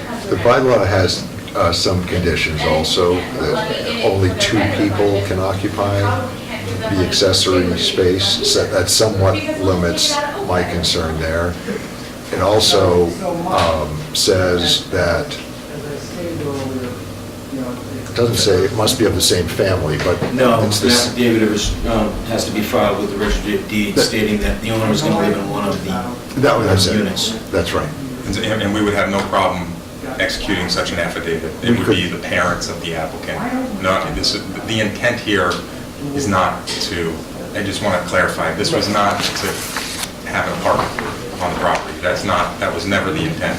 We I understand, think but we we need could to also impose a condition, I'm sorry? and that's my issue too. The issue is, and the intent, just like I told the other gentleman, I think the intent's there.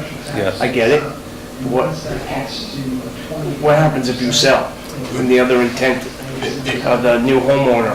We can impose I was about to say we can impose a condition that it cannot be rented. It would only ever be used as a single-family home with a mother-in-law apartment. That's it.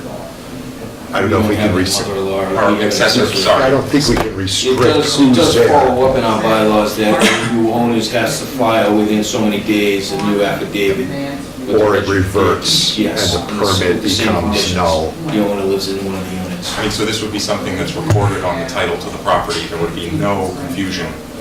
Or there That would should be inspected in terms of selling property, right? And buying like a certificate of occupancy? No, because there's actually only been a partial occupancy issued for the original structure, none for this. So occupancy permit would have to be issued, still has to be issued for this accessory apartment or secondary structure. And I'd still like to follow up and issue a full occupancy for the main house, which has never been done. That happens, yeah, that happens a lot, doesn't it? It does happen a lot. We have to- there should New be- owners don't comply. They move on and they do what they want, so. Chris, can I just Yeah, go ahead. follow up on that, because I'm concerned about the enforcement. If it's sold, how do we know about, as the sale, how are we going to really know? We're not. No. I mean, it would be in the deed, it could be a liability for the future owner, but it's not There's no- that we, I mean, there's it no- triggers a review on our part. Like I know in New Jersey, if I go to sell, I need to get a certificate of occupancy from, in New Jersey, you're gonna have the building inspector come out, he looks at it. Up here, you don't do that. No. So, I mean, in New Jersey, that would be Right. caught at Yeah. that time if I was to go to sell my property. That would be oh, wait a minute, here, you put, this building in here, and that's not gonna happen here. I mean, the way, in my mind, the way it would be policed is if they sold, which they have no intention of doing, but if they did sell, and the new owner illegally uses the accessory apartment as a rental, right, the neighbors would see that, and then they would complain, Mr. Carmichael would get a phone call. I mean, the and- same argument, though, it's a secluded, in the same breath, I'm hearing it's a secluded lot. It is, yeah, I mean. And it's gonna be very hard to tell. There is no trigger on that. Yeah, no. What I was saying Filing at is, the registry of deeds would be our only, and then a new owner would see it on the deed that we'd it, have to file, we'd have to have that within 7 days, the new owner would file as well. and that it cannot be used for rental purposes. I don't think we can ever restrict who's living there. You can't say it's just family. No, just the owner has to occupy one unit, Right, that's how it's written in. But we can say not for rental We could purposes. put a restriction on And it. that would, we could ask, that we could require that that be in the deed is all I'm saying. So that a new owner, in either getting financing or looking at the deed, is gonna see that. And, I mean, they're subject to it. You're right that we may never know if they're quiet, but I mean, we will, I mean, we're flexible in terms of how this affidavit is worded. If you want them, if they ever do so, to have an affirmative duty to notify the town, you That's put that in the affidavit, we'll do that. that would, We can revert the building back to an office, we'll do whatever you guys are asking. We'll agree to whatever is on in the affidavit, to make it so that in the case of a sale, the town is completely notified of that. that would be the simplest thing. Right. Then it would be up to the building inspector to make sure that it's being adhered to. That's what I was talking about by conditions, though. Can we, how did this come about? That it was constructed as an office, but it didn't have building permits? They were issued original building permits, first for the accessory and then for the primary structure, so they are permitted buildings. Oh, okay. They are permitted. Misunderstood. There was no inspections done on the accessory building during construction other than a foundation. So all the construction was done, which I can now accept after 6 years, after legal permitting, I can accept that construction. What I cannot accept is the illegal change of use, which went from, business to residential. So again, the primary purpose is to make it a legal unit by connecting it. That will conform to our bylaws. I think we can work with council to get an affidavit submitted, and then finalize this with the filing with the registry of deeds. And then with the understanding that I'll be coming out, doing final inspections on both, and issuing occupancy permit that you have not received yet. I guess my question is, builders just go in and they don't have to comply with the bylaw. They do their thing, they get paid, and they're gone. So it's up, the homeowner is the one holding the bag, so to speak, because, The builder should have received an occupancy permit prior to leaving. He received a partial, and there is no issuance of a partial. It's either temporary for 90 or up to 180 days. That's how it's worded in 780 CMR. This town, the previous building commissioner, issued a partial. So I don't see it has a legal standing anywhere. So It just that's why I'd was- like to clear that up for you as well. no, but it just wasn't done right, that's what I'm Was getting. not done right. That's what I'm getting at, it's The not, onus is on the builder Yeah. to call for the inspections and to get these permits. You might have several hundred open permits at one time, so I don't know how the commissioner or inspector would have known what was going on. and what I'm getting at is, an owner might not know of the requirements. I wouldn't if I weren't. No, we had no idea. I mean, we built the house, we moved in. That was it. We lived there for 6 years and then found out that there was an issue with the occupancy permit. And at the point it was converted from office to, install the plumbing or whatever was done, the builder should have been, at least, should have spoken up to say, well, wait, it's gonna have a problem. Okay, I'm just trying to get that straight in my mind, how that happens. It happens on a daily basis. This is nothing. Can I ask if there was a drawing submitted to the commissioner for the accessory apartment from an office building to an accessory apartment? That's, but I'm saying that, it's at that point that it would seem a confident builder would say, I can't have 2 dwelling units. No, but what I'm saying is, even asking to convert this to an accessory apartment, we're not seeing a new layout that shows the 1 bedroom, the kitchen, or anything. We have nothing in front of us showing that this is going to be an accessory apartment, how it's laid out. We're just hearing it's 1,800 square feet of an office building that ended up being used as a residence, but we have no layout. I do have an original plan that goes back to 6 or 7 years that shows office space, a couple closets, and then nothing on the basement level. So maybe we could update those plans as well? Yes. And then submit them as part of this decision? Would that make you feel better about? Absolutely, I see what you're saying. I think we should have something on record as well. I think Lucas is 100% correct. So do we continue this again and ask that be done? Well, you can make a decision and then just contingent upon the affidavit being filed. I trust that the building commissioner will do his due diligence and whatever we impose will be sought. But I guess my question to the board is, do we want to force the residents to stay within the 750 square feet versus the 1,800 square feet so that we don't have future issues? But how do we do that, though? That's what they filed for. They filed for a variance on that 750. To 936. Right. Oh, I understand. But if we allow 1,800 square feet, You get, right, I see that, right, I agree with you. Maybe in the affidavit, they could say, remove the bathroom in the basement. exactly, that's Label what I'm that getting only as to. storage. Keep it as, where it was originally built as an office, can we use that as the office? It has a separate entrance. I don't have any problems. I think it's. Oh, well, up to that's a the board. dual purpose. That's a dual purpose building. Purpose building. That Now it's presents a office whole and- other set of issues. That would exceed the threshold Right. of accessory use. Fits the Yeah, that's it. Maybe disable the bathroom in the basement? I don't know I what. think you gotta take it. There are many cases, and I'm sure the building commissioner can talk about this on his experience over the years. There are many cases where people finish their basements Yeah. and they don't have legal egress. They start putting bedrooms down there. And there are, I know many inspectors who walk in and say, or during the sale of a property, they'll check the permits filed for that basement. That's very common. And the building inspector will say, gut it. I'm sorry, but this was done illegally. This is not allowed. You need to gut it. And this is a very similar situation. We have an office building in front of us. We do not have a residence in front of us. And we understand the intent, and I want to see it happen.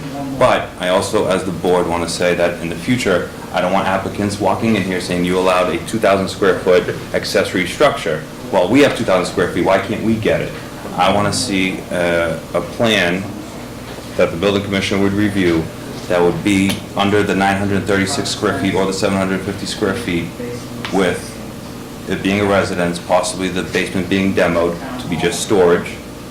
And the connector, I think that's just a judgment that we have to make. Is it showing single family?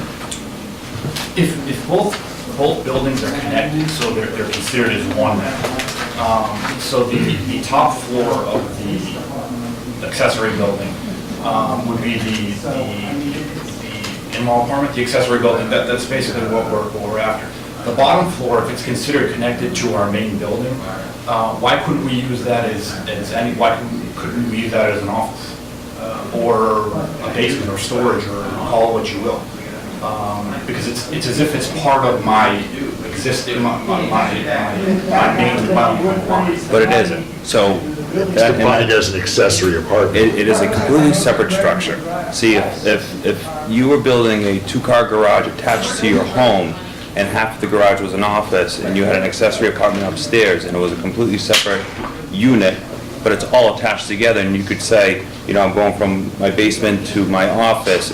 No, you have to walk outside of your house, walk under basically a carport situation, and then walk into a completely separate building.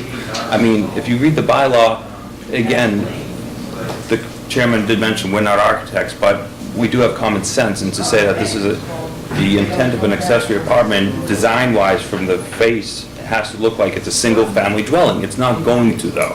It's going to look like a main house with a connecting roof and another separate structure. I'm still gonna even ask the board to say that those walls need to be enclosed, in my opinion, and it needs to be a closed structure, and then I'll consider it maybe a... When I met with the engineer to draw up these designs, he showed me numerous photos of very similar architecture. And when the same type of building materials are used, regardless of the fact that, you know, the buildings aren't completely adjacent to each other, it looks like one unit. I mean, it's not like we're connecting the two with a, you know, a piece of string. I mean, there's going to be substantial material that's connecting the two buildings. It's a roof. That's all you're doing. There's a house on Pine Street that did exactly what you're trying to do. And when I drive by it every day, I take a look at it and go, they just went around the bylaw. Well, the bylaw defines structure, I believe, or building, and the key is roof. So, I mean, you know, we can, you know, But again, disagree look with at- what the look- bylaw says, but the bylaw says what it says. Look at that picture. When you put a roof structure between the two, is it gonna look like a single-family dwelling? I mean, you know, it's... Again, it's subjective. It's subjective, Right. exactly. Subjective. But if I see a structure that has a full facade across the face of it, that's enclosed with a roof on it, then I believe that I will be convinced that it's a single-family dwelling. Okay. If it's enclosed, then you get into building problems with the garage. So to be considered a pavilion, it has to be open on three sides. You're going to have a garage, and it's going to be attached to the building. It has to have a 1 hour rating between the walls. So there's that permitting, I can address those items. Again, I want to make sure that we all understand the situation. We took an office building and we illegally created a residence out of it. I understand the intent, but I don't want to speak out of turn. but- Go ahead. I mean, we're here requesting a 186-foot variance from the 750. Okay, and that's because the top floor is what's being used as a living area. And that's what the bylaw says, living area. So So if there's some way to deal with the other 900 square feet, I think we're fine. with deeming that it to ultimately. not be a living area, subject to plans approved by the building commissioner, I think we can get past that by handling it that way. You're bringing up the enclosing or not enclosing of the roof area, roof line. Did the building inspector say it would create other problems? I would prefer to see it open. I understand the aesthetics that Mr. Wozniak, but the building code would require, if it's going to be a pavilion or a carport, it would be open on three sides. I mean, the subjective, whether it looks like a single-family house or not is absolutely subjective. I think the thing that militates in our favor here is that you're never going to drive down Bay Road and see this property. And so so the next applicant says Right. that, and the next applicant says that, and then we have to be able to codify that. If you're gonna go that route, you have to say one of the reasons is you can't see it from elsewhere. And Because that we're gonna could be get this- handled in the decision, that's all I'm saying, right? I mean, to me, I read the bylaw and it says, you know, it should look like one building, and to me, that means, you know, we're thinking about the neighborhood, and that's what the bylaw is doing. In this case with this property, it's almost a non-issue, because it's the only way to see it is if you drive up the driveway. It's not about the neighborhood. Understood, point taken, point taken. Go ahead. Mr. Carmack, can I ask you, so, and I'm just kind of walk over with him. So I think what you're trying to get at is not necessarily enclosing the carport, No. but enclosing this walkway here. Could that be done, building-wise?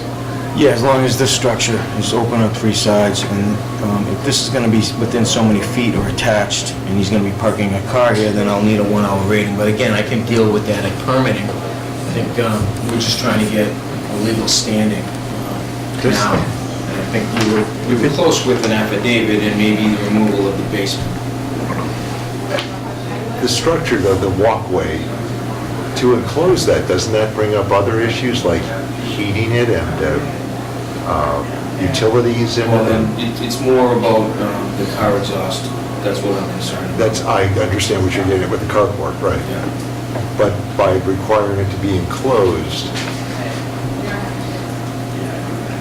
I'm not sure I'm not comfortable that we need to go that far.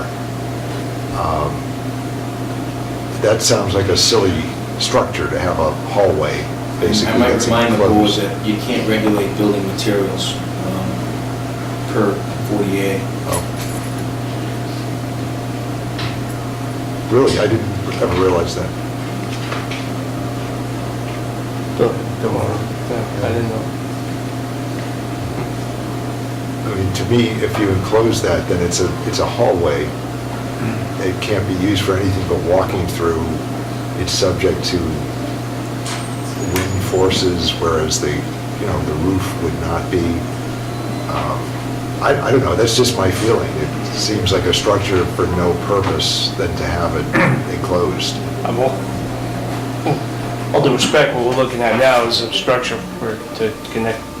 Yeah, I mean, it's virtually the same thing. I kind of agree with you, where at least if we were able to say, you make it look part of the structure. The appearance of a single-family dwelling would have a front I could possibly persuade, not to say I'm persuaded one way or the other right now, I'm just saying, I could possibly be persuaded to say, okay, listen, he's not just trying to get around the bylaw, I get it. It just makes, right, I mean, the wording is perfect, makes the appearance of a single-family home. And I think if you put just a walkway up there, it's gonna look exactly like the house on Pine Street when you drive down. They built It's a gazebo. an in-law apartment and they attached it with one roof. I know the place, I'll have to go look. Yeah, it's, This does not have the appearance of a single-family dwelling. I agree. Based on my construction background.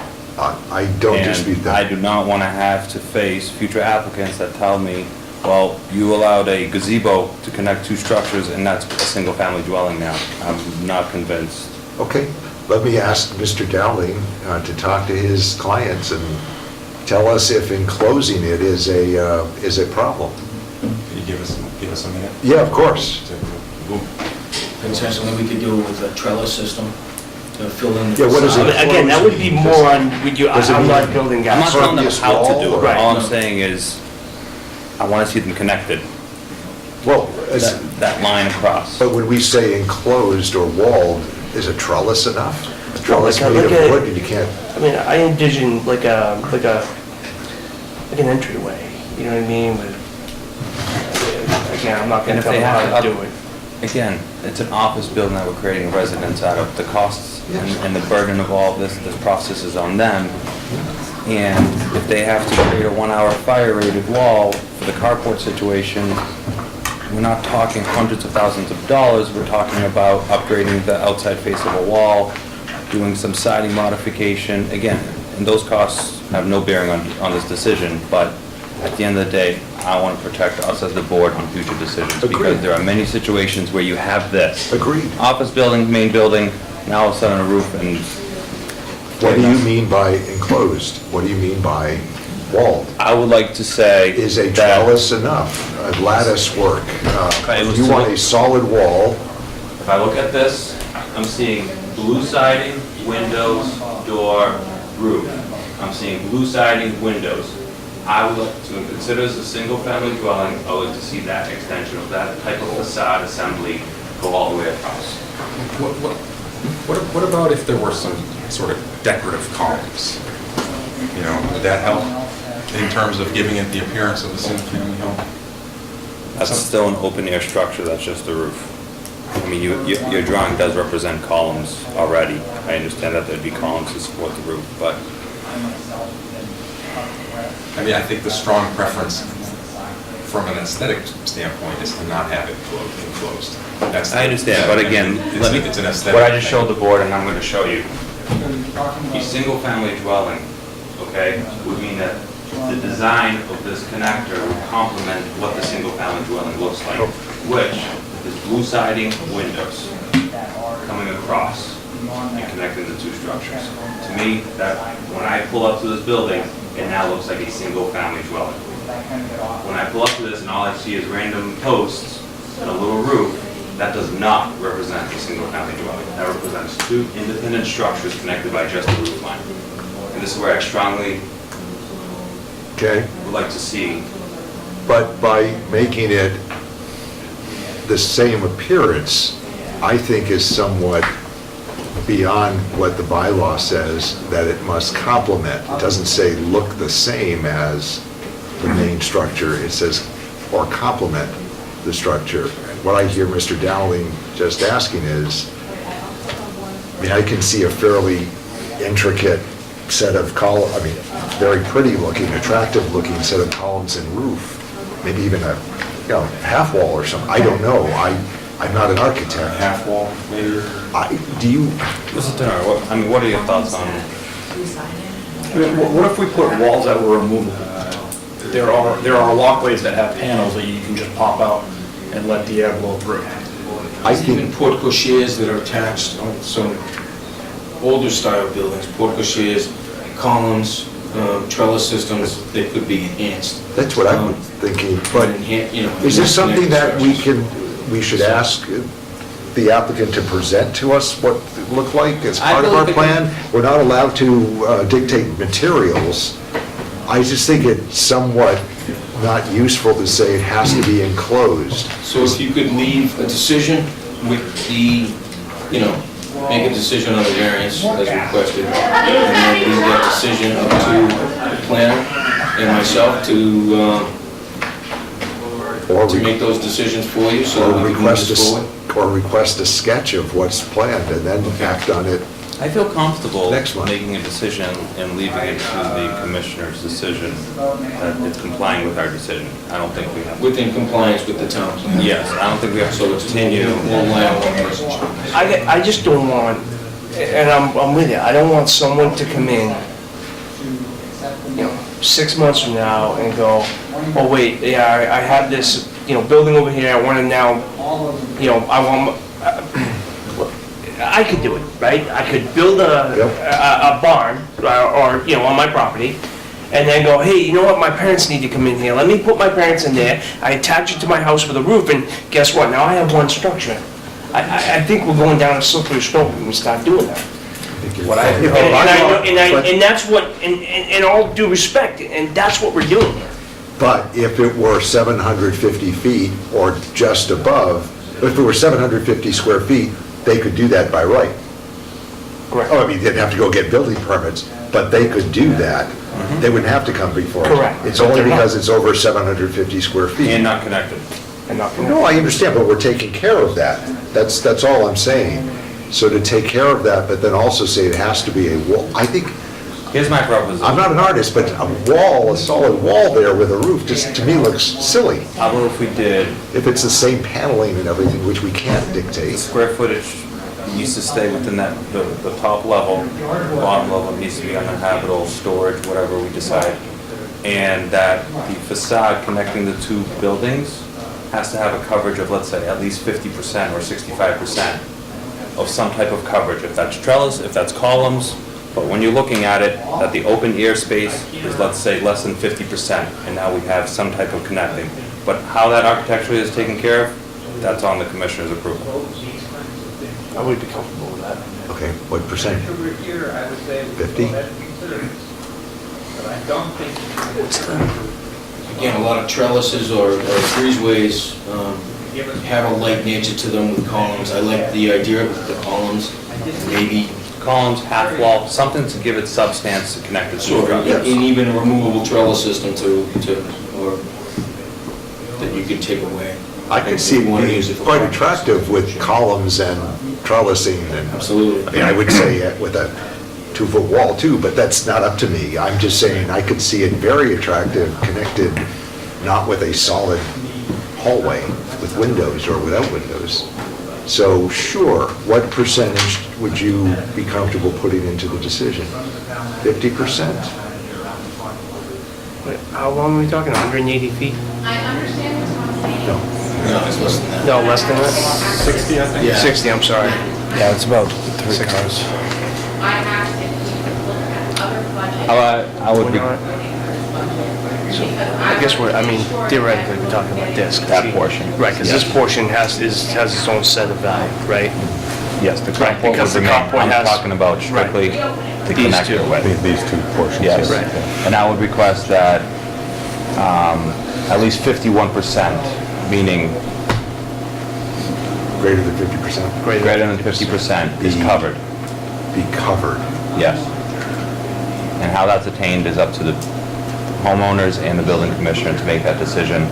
But this way, at least you're gonna have something that connects the More than two. 50% of the sidewalls be, Total front and back sidewalls, or just the front to give the appearance? I'm comfortable with just the front. I would be comfortable with just the front.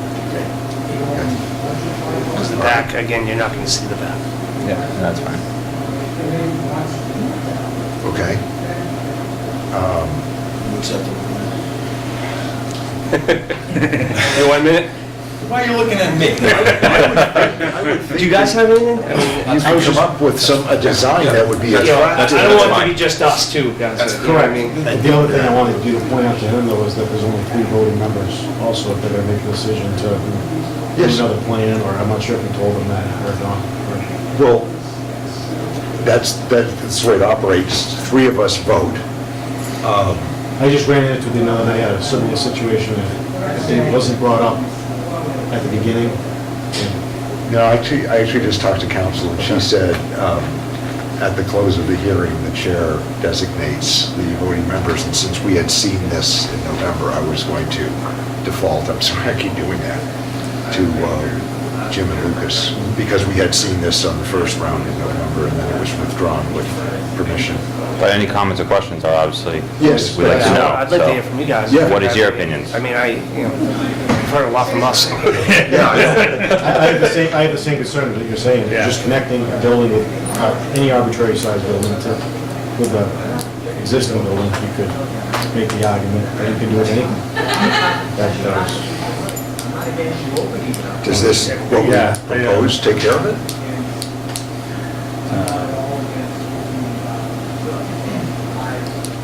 You know, I think some people would not have the opportunity to do what they're gonna do. And, you know, have the, where they're to do what they're gonna do. Maybe that's not even a point, but, you know, somebody else may not have these options available to them. Sure. The alternative. And they wouldn't be able to do it. You know, The alternative, though, is to leave it, render it a violation, and then And what do you got? nobody can be there, and Yeah. You want to find a the solution. buildings that the town would soon to demolish or something. I just think that's a drastic and unnecessary remedy in this case. I haven't, I don't think the building could be removed. It's been more than 6 years legally permitted, I see. so the building will stay. It's But the the use- use, It would just be an office. yes. which would do nothing except, preserve the bylaw, which is important. I'm not arguing it's not, but I think that would be drastic and unnecessarily harsh, given that this is a self-contained property, not visible from the road nor neighbors. And that will be in the decision, to the extent I'm writing it, so, So the recording with the registry of deeds, like we talked about, which is a requirement anyway. the top floor being only habitable, Yeah. and at least 51% of... Living area, top Living floor area. living area. And then 51% of the sidewall, front sidewall. To the connecting structure Connecting being structure. non-open. I gotta figure out what the best word is for that, but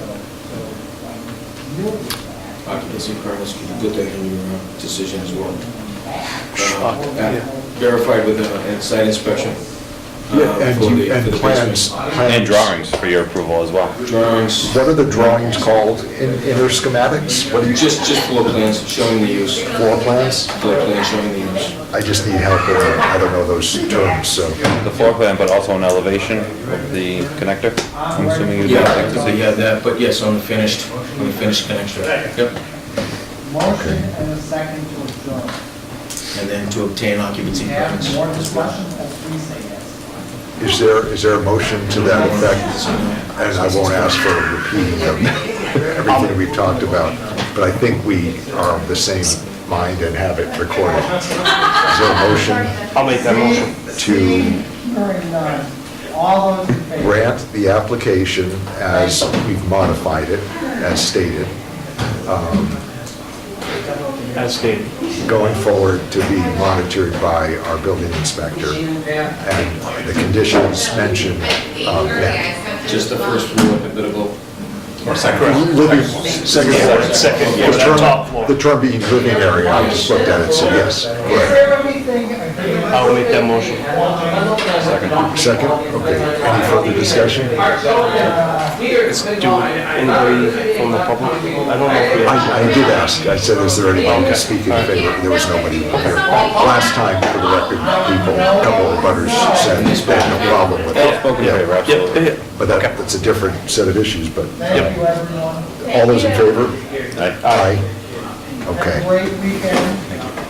thank you. We'll, They work did on the such a language. great example of one of the things I want to change in the bylaws to allow detached accessory apartments because. Oh, really? Is that common? Yeah, it's very common. Absolutely. Interesting. You wouldn't have actually dealt with this. Thank you for working with us on that. It presented some problems that we encounter too often in town, and we want to make sure it doesn't get out of control. Thank you for working with us. Thank you. This is something that, Good luck.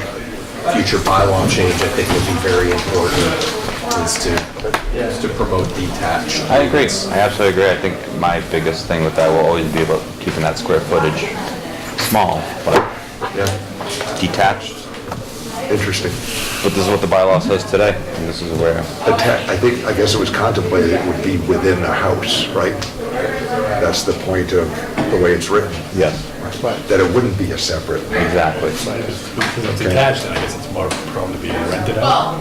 Well, and this is a beautiful situation where the next homeowner, this is a rentable unit. But it's not going to be, because it's going to be a record. Exactly. But This decision is going to take days just to write. An early draft, and then we'll send it back and forth a That's dozen why that times. CO, it's a pain in the ass in Jersey. Planning board. But when you go to sell a property, you're gonna have. And we'll ask Chris to chime in, and Yeah, we'll work. And you get the CO, it's great, because they catch stuff. absolutely. who's, Paul? Oh, this Paul, this guy. Yeah, he's on a roll. Hi. So it's been a long night, huh? Yours should be a really simple one. Mr. Hennessy, right? Here it is. Next on the agenda is the application for 46 Evergreen Road, Jeremiah Hennessy. Are you Mr. Hennessy? Yes, I am. Our meetings aren't usually like this. We had two very unusual situations. Well, last time I was here, I was the first one to go, and the next one was like a cell phone thing. When were you here before? 2 years ago. For the same property? Yes. I don't recall. Because the gloss changed. I don't recall the, I was adding a mudroom on, and I was adding footage to the existing, because I'm an undersized lot. So I had to go through zoning, and now I think it's changed to if you're adding more than 25%. Yep. I got hit twice. Welcome back. yeah. Okay, so we have engineered plans showing, this was built when, do you know? The house, existing house, 40s, late 40s? So it's a pre-existing, non-conforming use, we assume. I see one setback is 3.7 feet, and you plan to add on to the house, Yes, the second floor. Just going straight up. but also to add some linear addition, it looks like? Oh, that was from the last time I was here. I just included the site plan because I did not have a site plan beforehand. So the proposed 164 square foot addition, the bolded black lines we're seeing That's on what this it was drawing. last time when I was. And that's built in That's our, the place. framework is built off the kind of pictures. Oh. And that was approved that That was approved. last time. And that's what's shown Second framed in. floor, I and see. combine the two permits together. So this is just to add the second floor? It's not, The zoning part, yeah. it's not for any sideways expansion? No, I'm not adding any footage to the house, it's just going, Thank you. I didn't know that, didn't get the that. last ZBA was the. Oh, so you're keeping that structure, Roof line, you're not adding a second floor. No, Are you adding a second floor to this? Yeah, like, Yes. he's at, yeah. Oh, yeah. So, All right. so the structure that we approved is staying as it is? Yeah, the mudroom's not You're changing. taking the existing house Yes. that's on top of the existing foundation, you're just going up higher with it? That's just as this quickly, just to demonstrate. then this is simply, it's a 1.5E, a change to a pre-existing non-conforming use. I thought it was also being pushed out Yeah, me too. laterally. but No, absolutely. I see now that's not the case. For the record, there's nobody else here to speak for or against the application as filed. Questions from the board? I guess we've already I think it's a great improvement. been doing I mean, that, right? the design complements the existing, the little addition, I think it's gonna be great. Mr. Carmichael, any No objection from the building department. other members, comments or questions? Are most homes in the area 2 stories or? There's two, let's see, my neighbor's a ranch, the next one is, I think it's almost 3 stories, but it's very tall. The one behind me is 2 stories, the one across the street is, I think it's more a finished attic, and then the next 3 bunched together are all multi-stories. But there are height restrictions anyway. I'd be shorter than some. Yeah. To any building, right, so, yeah. Was it 35 feet? 35, yeah. You're right. Sounds like it fits into the Make neighborhood. it, make it commercial. So this is not to exceed that, obviously. Right. Okay. Normal 2-story house doesn't come close to it, does it? No, in the 20s. Is that so? 22, 25 feet somewhere. Right. If there are there any other questions? No. Is there a motion? I'll make a motion to approve this application. Second? Any further discussion? All those in favor of approving the application to allow for the extension, the vertical extension of the structure,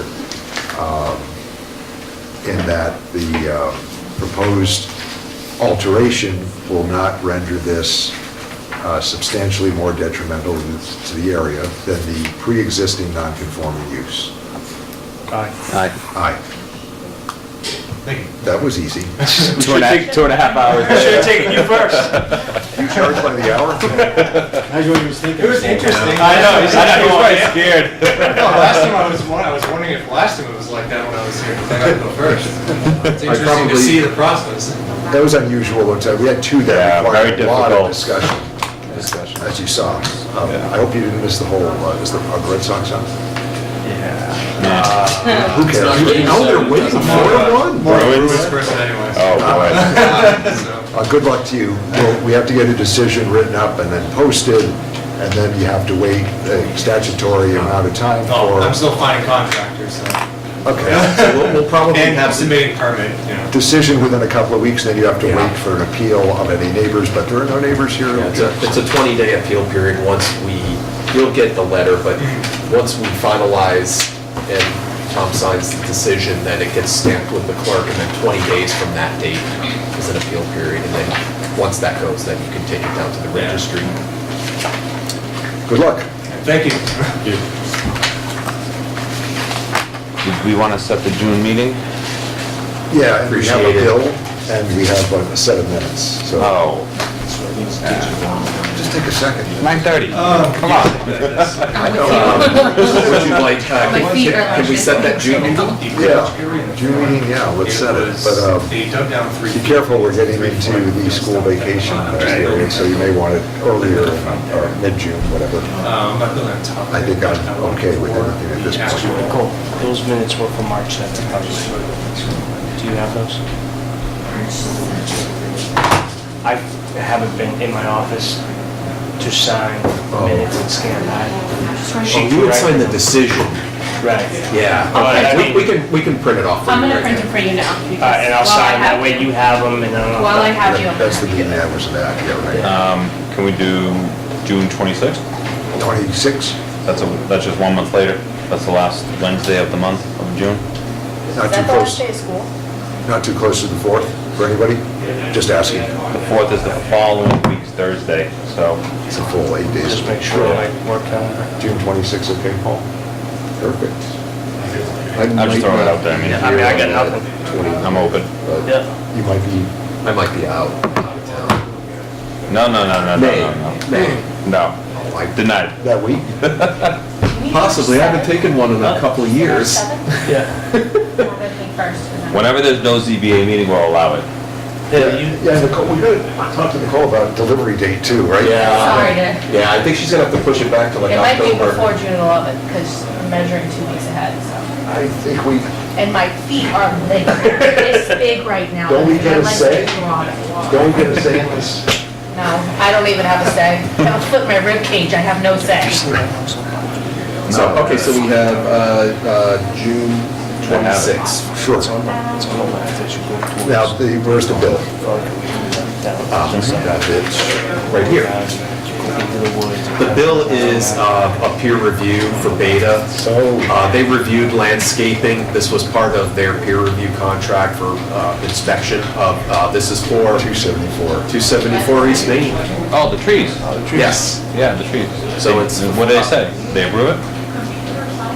Yeah, they've reviewed and confirmed. I remember we kept 15 grand bond Yeah, against back. them until they fixed those trees. But was that to come before us again?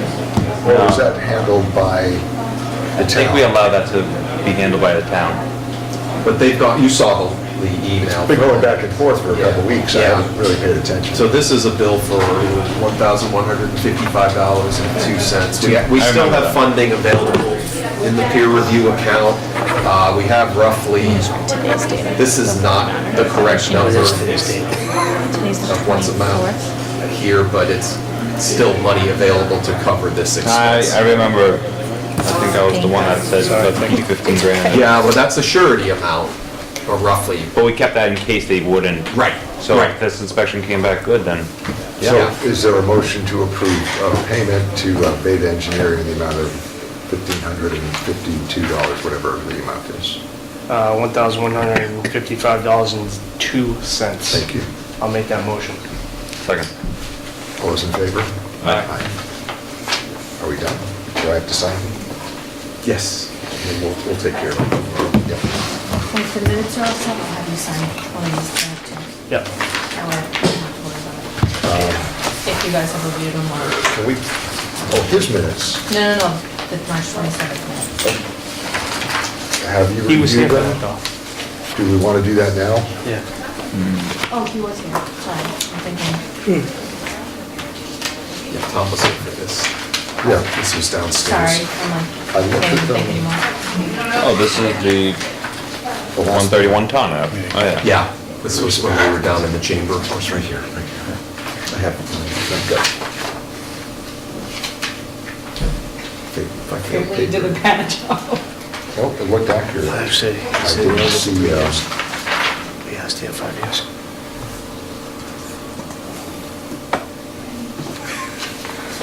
I get to tell you. I have many questions, but you have, No, not on that. not on the minutes? Nope. no, not in the minutes. We're talking about this, the 131 ton app.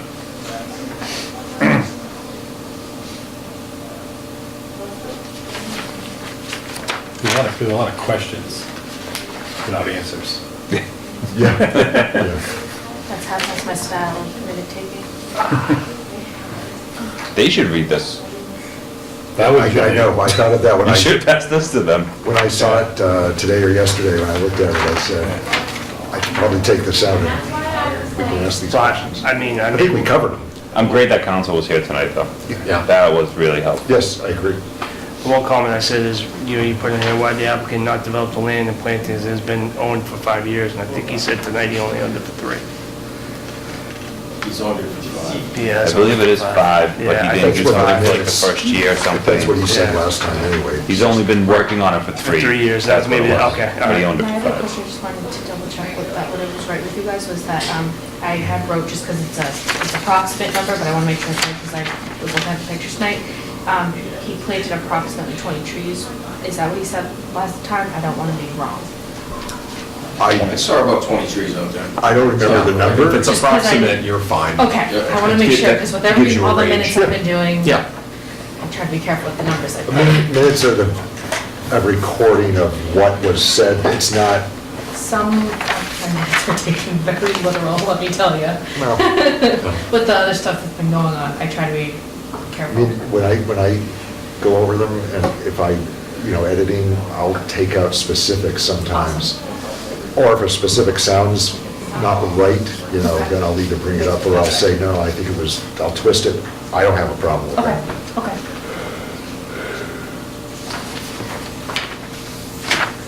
I'm okay with this. Yeah. I don't have any suggested changes. Is there a motion to approve these by committee tonight? I'll do the motion. I'll second it. All those in favor? Aye. Okay, hey, I'm actually signing in real time, I don't think I've ever done it. Anything else fun going on in town? Had an election yesterday. How did that go? How did that go? I want to congratulate Mr. Wren. Yep. Oh, yes, thank you. New mayor? No. Yeah, On the zoning board? No, the charter commission. Yep. See those yes signs around town? Yeah, It did pass the question. Yeah, the question is It must have been overwhelming, right? Yeah, it was. yeah. Oh, did I But send the it to biggest shocker was You did. both Mr. Kimball and Mr. Salvo lost Yeah. rather substantially, really. They did? Yeah, Wow. Yeah. I haven't really followed anything. yeah. It's pretty good. Wow. Well, a couple things you're asking. We are making progress on a couple of long-term planning things, but one is we're working on a master plan. We're working with SERPID, Southeastern Regional Planning and Economic Development District.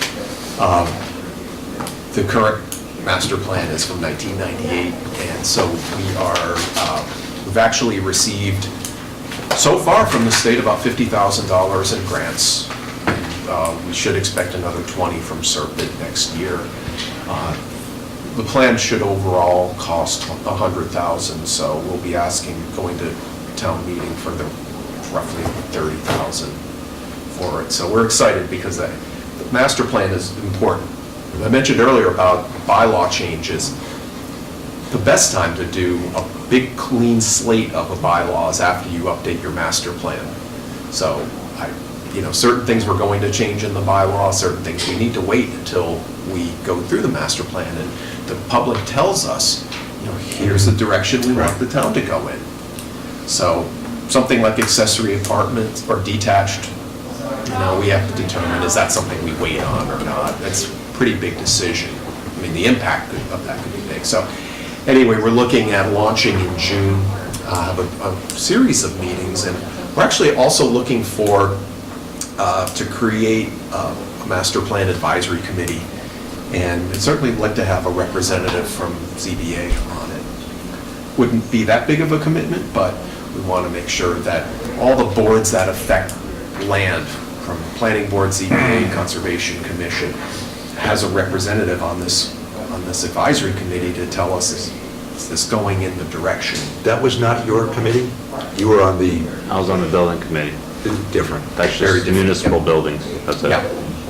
Which I quit. That's actually really helpful. I went through, before I moved, they were going through, from New Jersey, Yeah. they were going through a 10-year review of their master plan. Every 10 years, they go. Yeah, redo Jersey's it. pretty strict. They're one of the Yeah, more 10 years, I strict. mean, they get a committee, but they had zoning board and, Yeah. on there, and it was pretty helpful. In So, Florida, when I was there, it used to be 7 years. yeah, no, Back Jersey's years 10 years. Required by it's no statute joke. or something? Used to be, used to be. Anybody want to volunteer to represent? Well, I'm just putting it out there now. Oh, I see. We still haven't, No board yet. no board yet. Got I have to get the planning board to approve that, so, but I just wanted to get that out there. Little input, it was very helpful. Yeah, From what I heard from the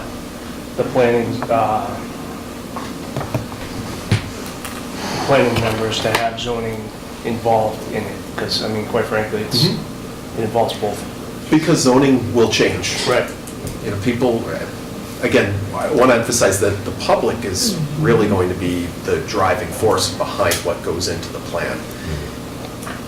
But my guess is people will say they want more walkability, more places to get to. So our code is very archaic. And, typically, again, one of the first things one of the steps after you adopt a plan is, revise your bylaws, revise your zoning, because oftentimes they're just, our code is from the 70s, essentially, with a few things added on here and there.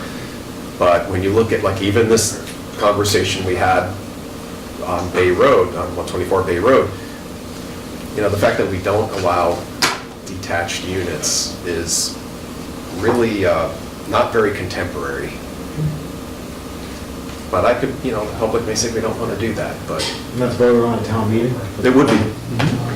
The bylaws would be. Yeah. We have to figure out the adoption, we have to follow the state statute on adoption of master plans, but that would be the planning board, Planning board adopts. the master plan, I believe. But zoning changes town meeting. Yes, but I'm saying the master plan isn't voted on at town meeting to adopt the master plan. I don't believe that's the case. And then it would also affect, could also affect how we spend capital funding. So one of the things that I'm working on with Serpent is making sure we have a very strong implementation plan. So getting the committees, getting the departments and outside partners who help implement these plans, they need to be involved in its development because they need to take ownership and then be able to tell us this is what works from our experience, this won't work. So it's a good way of putting a good amount of reality into a plan and making sure it can really happen. I'd be interested to see how much Norton has grown since the last adoption of the master plan, the population, I'm sure it's sizable. Well, part of this will be updating a lot of our data. I mean, we're pretty data poor. And it's tough because it affects our economic development, it affects a whole host of things, as we just don't track much. Serpent helps us with that. But one other good bit of news too is we're getting very close now to releasing a digital version of our zoning map. And so our hand-drawn, I like the brown magic marker that makes it so you can't read what's underneath the brown. Our Jackson Pollock is hopefully going to be a thing of the past, but we've been working with Serpent there. And so one of the great things about this is our digital map will be parcel-based, which it is not. The hand-drawn map isn't. So it's just phase one. It'll just be a literal translation of the existing map. But we know there's going to need to be rezonings, because this is just showing, again, because it's a literal translation, we see odd nicks and cuts of parcels into two zoning districts. Like tonight. Yeah. His was more consistent. I mean, Is this consistent, because you have a lot of businesses actually there? Yeah, there's a like right next straight one, line there's on the an frontage. automotive place. Across the Right. street. Yeah. I mean, but that's a great example, but there are others where you might have a parcel, and because we have 5 have- feet of it's something else. we have very irregular Tiny. parcels, but you will get a little sliver, literally a little sliver, that's a different zoning district. And at this point, when we could clearly show that that's how that line was drawn on the hand-drawn map, we cannot change it, because that would be a zoning change. But we flagged them, and eventually we want to go through the public process of trying to unify parcels for one zoning, where it certainly looks like a very illogical cut. Cool. Yeah. What's the name of the software that would do that? It's GIS. Well, we don't have it yet, but Serpent uses, I don't know what software they use. Esri's usually, they're the big company in GIS. So they produce our GIS has map. great That's mapping the government. software. For like wetland and stuff, No, it's I fine. use GIS. Really? I thought Yeah, it was the reason I asked government that- information We service. just Yeah, bought a house, GIS. I just bought a house in Yeah. the Cape, and it's in Barnstable. Well, the GIS is And wonderful. the GIS is information, geographic I could information drill down system. by lot. Yeah, It's just fascinating.